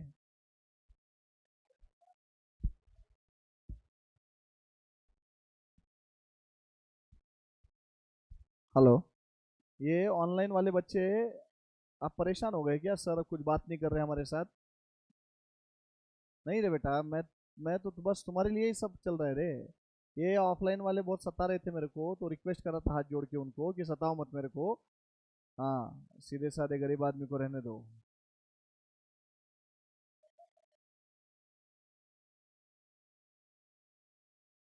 कुछ सिखाया नहीं मैंने इतनी देर में, चिंता मत करो। निखिल, श्रीतेज, 2 निखिल है, दिनेश, पूजा। करेगा स्टार्ट महाराज, करू स्टार्ट? त्याला लगेच कळतं महाराज म्हणली एकच आहे आपल्याकडे.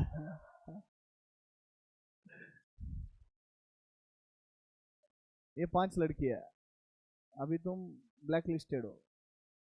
तुम एक गलती करो, तुम्हारा एडमिशन कैंसिल करूंगा मैं, कोई लेक्चर बैठने नहीं दूंगा, ऐप में से निकाल दूंगा, सब है पक्का। तुम लेट तो आओ सुबह क्लास को। नहीं, मुर्गा मुर्गी बनाया नहीं इधर।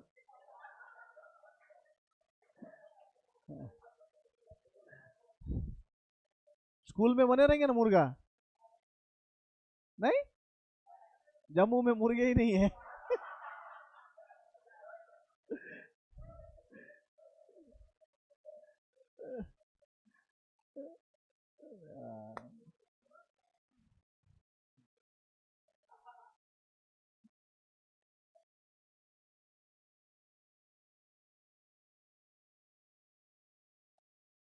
Tomorrow morning we will be meeting at 7:45। कल से बड़े पौने 7 बजे पौने 8 बजे मिल रहे हैं अपन, पौने 8 से पौने 9 ला होगा कल से आगे, परसों भी और इसके आगे। ठीक है? हाँ, यस। हम लोगों ने क्वेश्चन नंबर 4 कंप्लीट किया था पार्टनरशिप का, और हम लोग इसेंशियल एलिमेंट्स के बारे में बातें कर रहे थे। एसेंशियल एलिमेंट्स क्या होता है? हमने वो अ, सत्यरंजन दास गुप्ता की केस के बारे में भी लिखा था, देखा था उस दिन, राइट? कि पार्टनर्स के बीच में पार्टनरशिप के एलिमेंट्स प्रिवेलेंट होने चाहिए। सिर्फ प्रॉफिट में शेयर दे रहे डजेंट मीन पार्टनरशिप है। उसके एग्जांपल्स भी हमने डिस्कस किए, राइट? तो जो कुछ basic elements relating to partnership है, all those elements must be present as relation between two or more persons, then only there will be partnership. Otherwise बोलने के लिए पार्टनर्स एंड पार्टनरशिप हो गई ऐसे नहीं होता। In substance you should have that relationship between the partners.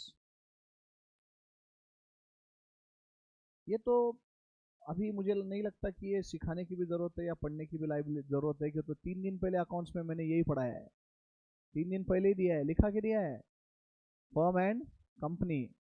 फिर भी अगर पढ़ना है आप बोलते हो तो गो थ्रू करते हैं। Legal status, a firm is not a legal entity, that is, it has no legal personality distinct from personalities of its constituent members. A company is a separate legal entity distinct from its members. Solomon versus Solomon का case है, जब companies act में आओगे आप तब सीखोगे। वो बहुत फेमस जजमेंट है, लैंडमार्क जजमेंट है सोलोमन वर्सेस सोलोमन का। Agency, in a firm every partner is agent of other partners as well as of firm. In a company, a member is not an agent of other members or of the company. His actions do not bind either. Share holder ने कुछ किया तो उसका binding बाकी share holders पे नहीं होता, या इवन कंपनी पे भी नहीं होता। बट पार्टनरशिप के केस में ऐसा नहीं है। मैंने आपको उस दिन आपको बताया था, आपकी मेरी पार्टनरशिप है, मैंने अगर कुछ किया तो आप भी रिस्पॉन्सिबल एंड फर्म भी रिस्पॉन्सिबल है उसके लिए। Distribution of profits. The profits of the firm must be distributed among the partners according to the terms of partnership deed. Whereas, in case of joint stock company, there is no such compulsion to distribute its profits among its members. Some portion of the profits, but generally not the entire profit, become distributable among the shareholders only when dividends are declared. Company में कोई compulsion नहीं है कि dividend pay होना ही चाहिए, ये मालूम है क्या आपको? कंपनी में शेयर्स पे डिविडेंड देते था, डिविडेंड पेमेंट का कोई कंपल्शन नहीं है unless and until it is declared. एक बार डिक्लेयर किया तो 30 दिन के अंदर देना पड़ता है। तो तुम सालों साल डिक्लेयर मत करो, पिछले 5 साल 10 साल कंपनी ने डिविडेंड डिक्लेयर किया ही नहीं, कोई कंपल्शन नहीं डिविडेंड देना, कोई कंपल्शन नहीं है। एक बार डिक्लेयर कर दिए तो 30 दिन में देना पड़ता है। तो मत दो चलेगा, बट अगर देना है तो 100 बार सोचो अपने पास प्रॉफिट्स है क्या देने के लिए, नहीं तो फिर मत दो। क्यों? तो एक बार डिक्लेयर कर दिए तो 30 दिन के अंदर देना पड़ता है। लेकिन पार्टनरशिप में ऐसा नहीं ना, पार्टनरशिप में तो हर साल प्रॉफिट शेयरिंग होगा, जो भी एग्रीड प्रोपोर्शन है एज पर पार्टनरशिप डीड उसमें वो डिवाइड करके प्रॉफिट्स पार्टनर्स को मिलेंगे। लाइबिलिटी का क्या क्लॉज था? लाइबिलिटी पार्टनरशिप में liability is unlimited, whereas in case of company the liability is limited only to the extent of unpaid amount on shares held by them.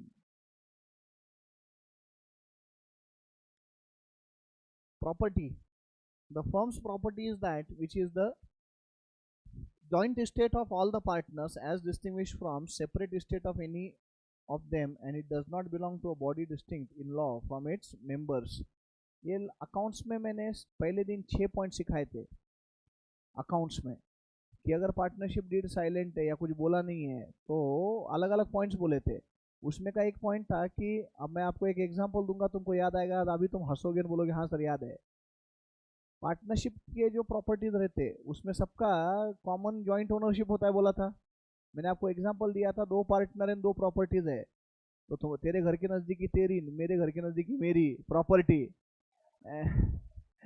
ऐसे ऐसे नहीं रहता, ऐसे नहीं रहता। याद है क्या? दोनों प्रॉपर्टीज में दोनों का जॉइंट ओनरशिप रहेगा। याद आया? श्योर? कंपनी के केस में ऐसा नहीं होता। कंपनी के केस में कंपनी के नाम पे प्रॉपर्टी होता है and company has a separate legal status, it is a separate legal entity. तो company can buy, sell, hold property in its own name, खुद के नाम पे कंपनी प्रॉपर्टी बाय करके होल्ड भी कर सकता है। ट्रांसफरेबिलिटी ऑफ शेयर्स के बारे में क्या डिस्कस किया था, ये भी पॉइंट लिखा के दिया हुआ है डिस्टिंक्शन में। Can I transfer my share in a partnership form freely? मैंने आपको एग्जांपल दिया, मैं मेरा शेयर मेरे बेटे को ऐसे ही पास ऑन कर सकता हूँ क्या? नहीं। लेकिन अगर मेरे पास किसी कंपनी के शेयर्स है, मैं किसी को भी, बेटे को ही नहीं किसी को भी फ्रीली ट्रांसफर कर सकता हूँ, कोई रिस्ट्रिक्शंस नहीं है। अभी सिखाया 3 दिन पहले। मैनेजमेंट, ये भी पॉइंट हो चुका है। In case of partnership firm ownership and management are not separated from each other. Who are the owners? Partners. Who are the managers? Who are the workers?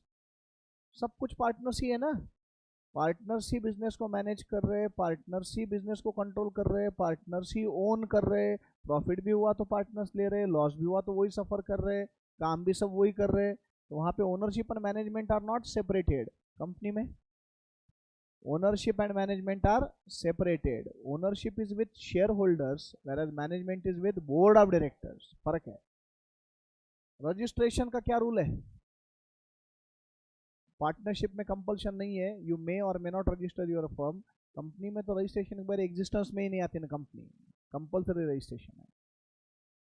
सारे पॉइंट्स हो चुके हैं ये। Winding up, a partnership firm can be dissolved at any time if all partners agree. A company being a legal person is either wound up by National Company Law Tribunal or its name is struck off by the Register of Companies. Actually तुम inter में जब आओगे ना तो accounts में topic है liquidation of company, group 2 में है। अब तुम आओगे तब शायद ग्रुप 2 नहीं रहेगा अकाउंट्स के लिए, शायद तुम्हारे लिए नया सिलेबस हो जाएगा तो अकाउंट्स एक ही ग्रुप में रहेगा। मर्ज हो रहा है दोनों अकाउंट्स। तो इतने दिन तक सबसे ज़्यादा साथ मेरा ही रहता था, इंटर के दोनों ग्रुप में था। तो 6 महीने तक रोज मेरा लेक्चर बाय डिफॉल्ट था, बाकी किसी का भी नहीं, किसी भी प्रोफेसर का। मेरा 6 महीने रहता था, अब 3 ही महीने रहेगा, 3 साढ़े 3 महीने। पहले ग्रुप में अकाउंट्स रहेगा, सेकंड ग्रुप से अकाउंट जा रहा है। एक सब्जेक्ट कम हो रहा ना रे। अब एक सब्जेक्ट कम हो रहा तो फीस भी तो कम हो जाती है ना मिलने की, लॉस होगा ना। हाँ हाँ हाँ, मैं अभी जो बोला मैं अभी भी वापस बोल रहा हूँ, बट नुकसान तो है ना। उसका दुख नहीं है, उसका दुख नहीं है, बट नुकसान तो है ना। अब दो सब्जेक्ट मर्ज हो रहे बोल के दोनों की फीस मर्ज होती क्या? नहीं होती ना। इंडिविजुअली फीस 14,000 है दोनों की। अब क्या नए सब्जेक्ट की 28,000 थोड़ी फीस रख सकते हैं? तो नुकसान तो है ना। मैंने ऐसा नहीं, तू बोल रहा अभी तो बोले, मैं दुख नहीं है भाई, मैं खुश हूँ कि मुझे भी हर 3 महीने बाद थोड़ा टाइम मिलेगा।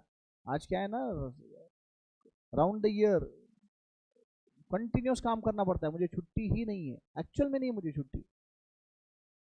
फाउंडेशन में फिर भी छुट्टी निकाल भी लूँ, इंटर में एक ग्रुप हुआ कि दूसरा ग्रुप हुआ कि वापस पहला ग्रुप आता, 6 महीने की साइकिल है ना। तो साला टाइम ही नहीं मिलता ऐसा है कि भाई 15 दिन फ्री है, कंप्लीट कुछ काम नहीं है, ऐसा कभी नहीं होता। तो होप्स हो कि नया स्ट्रक्चर आते या वो टाइम मिलेगा। राइट।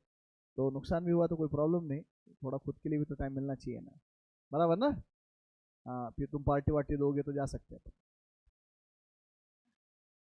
Winding up. क्या क्या? हाँ यार, कब दे रहे हो तुम? मैंने इतनी BMW ली, तुमने पार्टी भी नहीं दी यार। अब सब कुछ मैं ही करूंगा क्या? गाड़ी भी मैं लूंगा, चलाऊंगा भी मैं, पार्टी भी मैं दूं? तुम कुछ तो करो, पार्टी तो दो तुम। Winding winding up. Partnership form को बंद करना बहुत आसान है, सारे पार्टनर्स एग्री हो जाए बंद करना, बंद हो जाता। Company can not be wound up easily, there is a big big procedure, compliances, you need to comply with all those things. आज डिटेल में नहीं जाएंगे, इंटर के सिलेबस में है तब बात करेंगे। जस्ट एक आपको एग्जांपल के लिए बता रहा हूँ कि आपको क्या लगता है, अभी रिलायंस इंडस्ट्रीज लिमिटेड है समझो, एक कंपनी है, पब्लिक लिमिटेड कंपनी, मन में आया तो बंद कर सकते क्या? सवेरे सवेरे नाश्ते के टेबल पे नीता भाभी के साथ मुकेश भाई का झगड़ा हुआ, हाँ, मिर्ची ज्यादा हो गई नाश्ते में थोड़ी, राइट। और मुकेश अंबानी बहुत गुस्सा हो गए नीता भाभी पे कि कैसा नाश्ता बनाया है, मेरे मुंह में इतना मिर्ची ठूस गया है कि कैसे कैसे नाश्ता करेगा इंसान, गुस्सा हो गए। नीता भाभी ने भी उल्टा दो चार कुछ बातें बोल दी, अब दोनों के झगड़े हो गए। गुस्से में मुकेश अंबानी बोले कंपनी बंद, रिलायंस बंद आज से।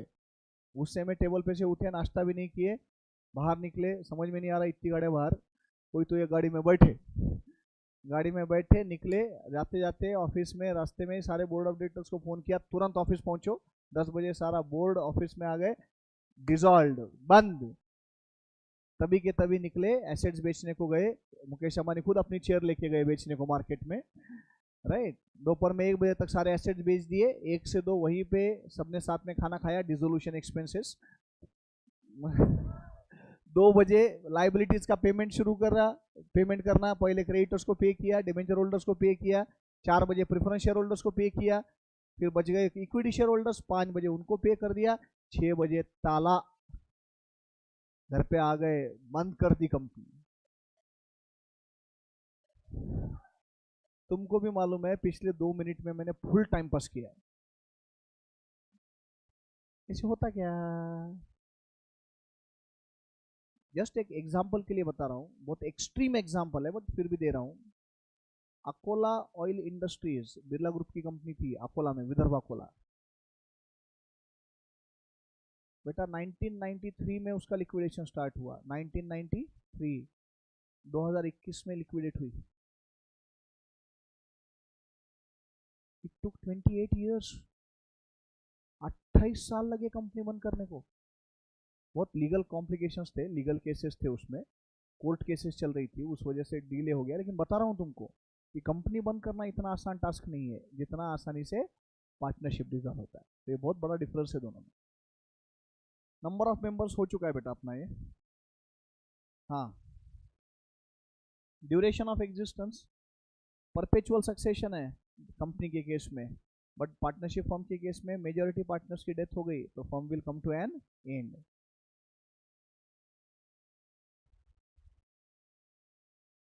What is the difference between a partnership and a club? Partnership और क्लब में क्या फर्क है? In case of partnership intention is to earn profit, club में intention is not of earning profit. Members are called partners, persons are called as members. Partners have interest in the property of the firm, members have no interest in the property of the firm. A change in partners may affect existence of the firm. A change in membership does not affect its existence. Best example देने के लिए बोला तो कोई भी club ले लो. अभी जो जिस क्लब का मैं प्रेसिडेंट हूँ, रादर अभी परसों खत्म हो जाएगा मेरे टेन्योर ऑफिशियली. परसों शाम में प्रोग्राम है. वैसे अपना लेक्चर सवेरे छः लॉ का, बट परसों शाम में इस टाइम पे तो कितने बजे, 7:50 ना, 5:50, हाँ 6 बजे मेरा स्पीच है आखिरी का 5 मिनट का.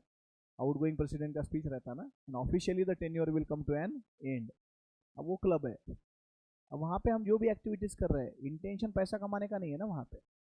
बट वही अगर मैं पार्टनरशिप फॉर्म में पार्टनर हूँ तो intention is to make money out of it. Partnership form में जो साथ में आते हैं उनको पार्टनर्स बोलते हैं. अब वो क्लब के जो हम मेंबर्स हैं, हम उनको मेंबर्स ही बोलते हैं ना. Are we partners? No. Partners बोला तो कमर्शियल इंटरेस्ट चाहिए, बट ऐसे क्लब में कमर्शियल इंटरेस्ट नहीं होता. मेरे को पता है ऐसे क्लब में एक आधे मेंबर के आने जाने से फ़र्क पड़ता है क्या? कल को जाके मैंने अगर वो क्लब छोड़ दिया, मेंबरशिप मैंने डिसकंटिन्यू कर दी, करने नहीं वाला मैं बट कर दी, तो क्या क्लब बंद हो जाएगा क्या? नहीं होता. बट पार्टनरशिप फॉर्म में अगर कोई मेन पार्टनर है जो सब हैंडल कर रहा था, वो अगर रिटायरमेंट ले लेता है तो बाकी पार्टनर हो सकता है डिसीजन ले ले कि भाई बंद कर दो, तो जो मेन काम करने वाला है वही रिटायर हो गया या उसकी डेथ हो गई. क्या बोल रहा हूँ, समझ में आ रहा है? तो पार्टनरशिप एंड क्लब, इसमें सबसे बड़ा फंडामेंटल डिफरेंस तो ये है कि वहाँ प्रॉफिट इंटेंशन है ही नहीं. पार्टनरशिप फॉर्म में कुछ ना कुछ कमर्शियल एक्टिविटी चल रही है, हरस क्लब में कोई कमर्शियल एक्टिविटी होती नहीं है. क्लियर है? लिखने आएगा ये एग्जाम में आया तो 4 मार्क के लिए आता है. ये इतना सा लिखा कि 4 मार्क मिलते.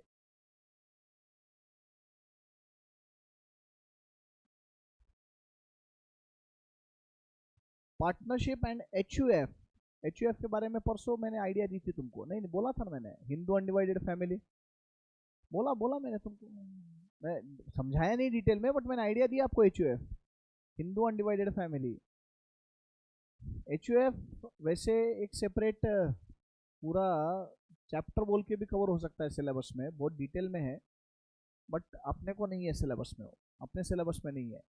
लॉ में वगैरह जब जाते हैं ना, आप LLB करते हैं ना, तो उसमें आता है HUF वगैरह डिटेल में. हिंदू अनडिवाइडेड फैमिली अपने पास क्या था, अपने पास पर्टिकुलरली इंडिया में हिंदू फैमिलीज में क्या कल्चर है कि फैमिली मैनेज बिजनेस ऐसी है ना.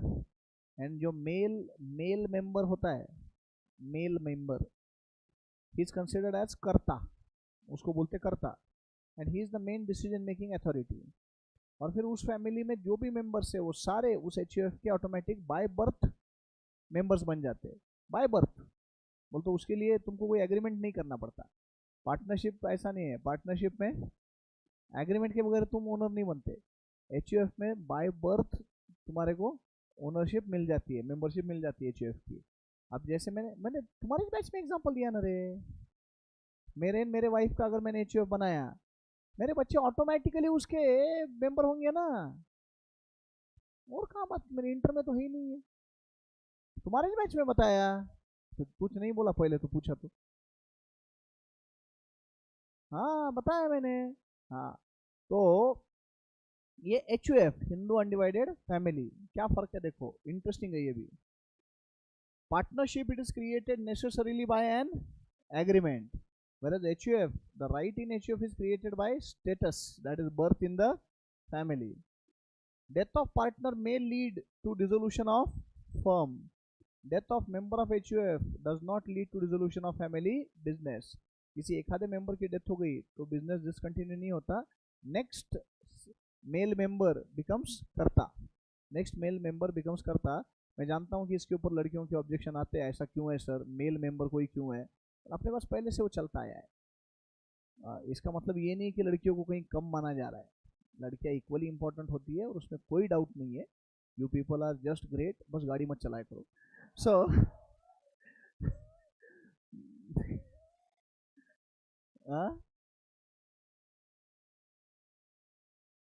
There are always exceptions. You are exception. परसों मेरे नए गाड़ी को, BMW को, वो तो नसीब अच्छे थे, कुछ हुआ कुछ नहीं. लड़की बाजू में आई, इतनी सी जगह सिग्नल पे रुका हुआ हूँ मैं बकायदा. हाँ, पीछे मेरी बेटी बैठी हुई, बाजू में बेटा बैठा हुआ, तो हम तीनों गए थे बाहर खाना खाने को. तो एक लड़की आई ना, वो साइड के मिरर को डैश। मैं नॉर्मली एक्साइट नहीं होता, वैसे मेरे में बहुत पेशेंस है, लेकिन साला दिमाग की सरका। एक तो नई गाड़ी, हाँ अनलड़की देखी, दिमाग की सरकता। हाँ, मैंने कांच नीचे लिया, कांच नीचे लिया तो nothing happened, nothing happened, nothing happened, nothing happened. तो तूने डैश दिया है उसको, कांच को, नहीं नथिंग हैपेंड क्या है? मैं कुछ बोलने के बोले तो छू सिग्नल तोड़ के। फिर मैं मेरे बेटे को बोला, देख भला कुछ हुआ है क्या? उसने देखा, नहीं बोले पापा कुछ हुआ नहीं, फॉर्चुनेटली कुछ हुआ नहीं।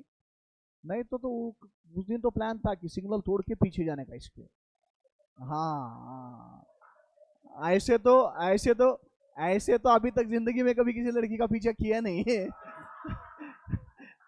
लेकिन उस दिन तो मन बना लिया था, और वो भी मेरे बच्चों के साथ।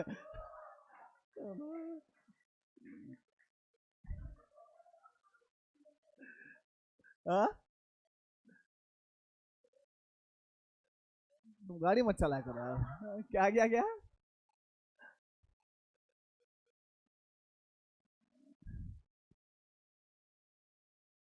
नहीं नहीं, वो प्रॉब्लम नहीं है।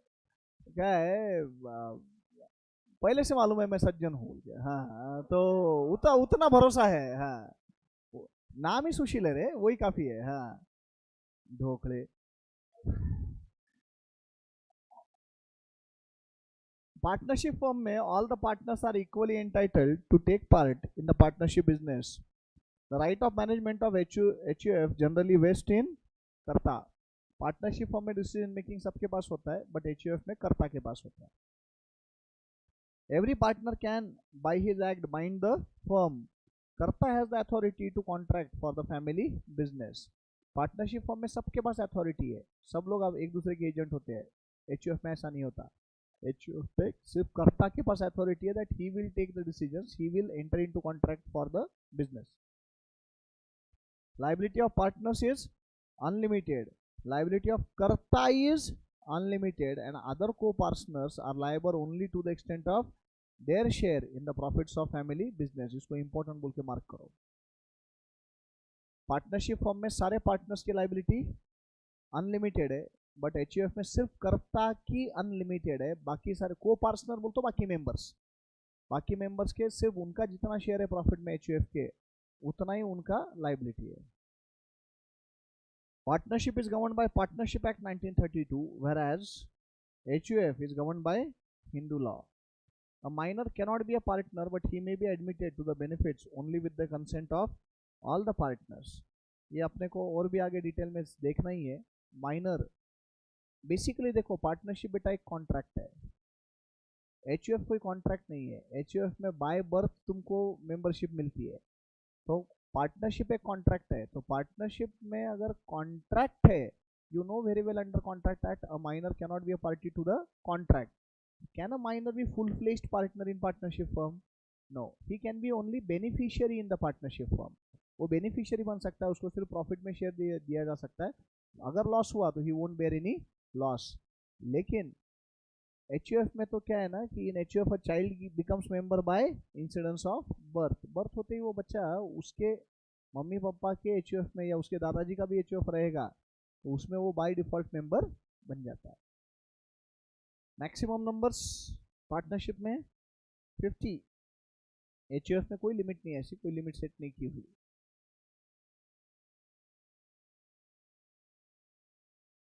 हाँ हाँ हाँ, करेक्ट। नहीं नहीं, मम्मी का अलग से एचयूएफ बनता ही नहीं, वैसे भी मम्मी पापा का मिला के एक ही एचयूएफ बनेगा। जैसे देख, मेरे पास मैं एग्जांपल देता हूँ कि मेरे फैमिली के सिर्फ 3 फाइल्स तो डायरेक्टली है। Sushil Bhandari individual, Mrs Bhandari individual, and Mr and Mrs Sushil Bhandari, इनका एचयूएफ। तो तीनों को भी टैक्स के बेनिफिट्स मिलते हैं। टैक्स में सेपरेट पर्सन माना गया है एचयूएफ को। मम्मी का अलग एचयूएफ है, पापा का अलग एचयूएफ, ऐसा नहीं होगा, ऐसा नहीं होता। हाँ, हाउस वाइफ रहे तो क्या होता है, उससे क्या फर्क पड़ता है? उससे फर्क नहीं पड़ता। अब my wife is actually house maker only, house wife only, but उसके नाम पे बिजनेस कर ही रहा हूँ मैं, तो टैक्स प्लानिंग है। उसके नाम से मैं कोई बिजनेस स्टार्ट करके मैं काम कर रहा हूँ तो भी चलता है ना, उसमें कोई टैक्स प्लानिंग है, वही तो बता रहा हूँ। तो तेरा डाउट मेरे को समझा, तू क्या बोलना चाह रही है कि मम्मी हाउस वाइफ है लेकिन फिर भी मम्मी के नाम से टैक्स का रिटर्न जा रहा है बोल रही है ना तू। हाँ, हर घर में बेटा ये तो इसको टैक्स प्लानिंग बोलते, टैक्स बचता है उसमें। और भी ज़्यादा इसके बारे में इंफॉर्मेशन चाहिए तो you take my appointment, it will be professional advice chargeable with 18% GST। अरे बोल तो, अरे वैसा नहीं रे, ये अकाउंट्स का पार्ट नहीं ना रे, प्रोफेशनल एडवाइस होगा ना यार टैक्स का। शिवानी उतना तो तू यार दे देगी ना यार, कुछ चार्जेस मेरे नॉमिनल तो रहते, कितने देने हैं। हाँ, हो गया। पार्टनरशिप वर्सेस को ये ऑलरेडी डिस्कस कर चुके हैं, बताओ। को ओनरशिप बात की ना मैंने, को ओनरशिप बोल तो हेरिडेटेड प्रॉपर्टी आई दो भाइयों के बीच में, वो दोनों भाइयों का उसके ऊपर ज्वाइंट ओनरशिप है, वो पार्टनर होते क्या? नहीं होते। सत्यरंजन दास गुप्ता वर्सेस मुरजमल, भूल गए क्या? अरे देवा। Partnership it always arises out of contract express और इम्प्लाइड। यहाँ पे गलती से क्लब आया है, ये क्लब नहीं है, को ओनरशिप है। तुम्हारे पास क्या है? मेरे पास क्लब को है। It may arise either from agreement or by the operation of law such as inheritance. A partner is agent of other partners. A co-owner is not agent of other co-owners. दो भाइयों के बीच में property है तो उस property के related एक भाई दूसरे का एजेंट नहीं होता, वहाँ पार्टनरशिप नहीं है। पार्टनरशिप बोला तो एजेंसी आई, पार्टनरशिप नहीं है तो वो एजेंट्स नहीं है दूसरे के। Profit must have to be shared. Co-ownership में it does not necessarily involve sharing of profits, जरूरी नहीं है शेयरिंग ऑफ प्रॉफिट हो। दो भाइयों के बीच में डिसाइड हुआ है कि भाई किसी एक भाई को ही पूरा उसका शेयर मिले, जो भी वहाँ से इनकम होगा वो प्रॉपर्टी से पूरा किसी एक ही भाई को मिले, ऐसा डिसाइड हो सकता है। या 4 महीने तू रख, बचे हुए 6 महीने मैं रखता हूँ, या ऐसा जो भी अरेंजमेंट भी हो सकता है अलग अलग, जरूरी नहीं है कि शेयरिंग ही होना चाहिए, कंपल्शन नहीं है। A share in partnership is transferred only by the consent of other partners. को ओनरशिप में ऐसा नहीं है भाई, प्रॉपर्टी आधी मेरी है आधी आपकी है, मेरा जो आधा शेयर है मैं आगे किसी को भी पास ऑन कर सकता हूँ, उसके लिए आपके कंसेंट की जरूरत नहीं है। ये छोटे छोटे से बेटा पॉइंट्स है, बट ये 4-4 मार्क दे जाते हैं, तो ये भूलना नहीं है पॉइंट्स, ये याद रखने पड़ेंगे तुमको।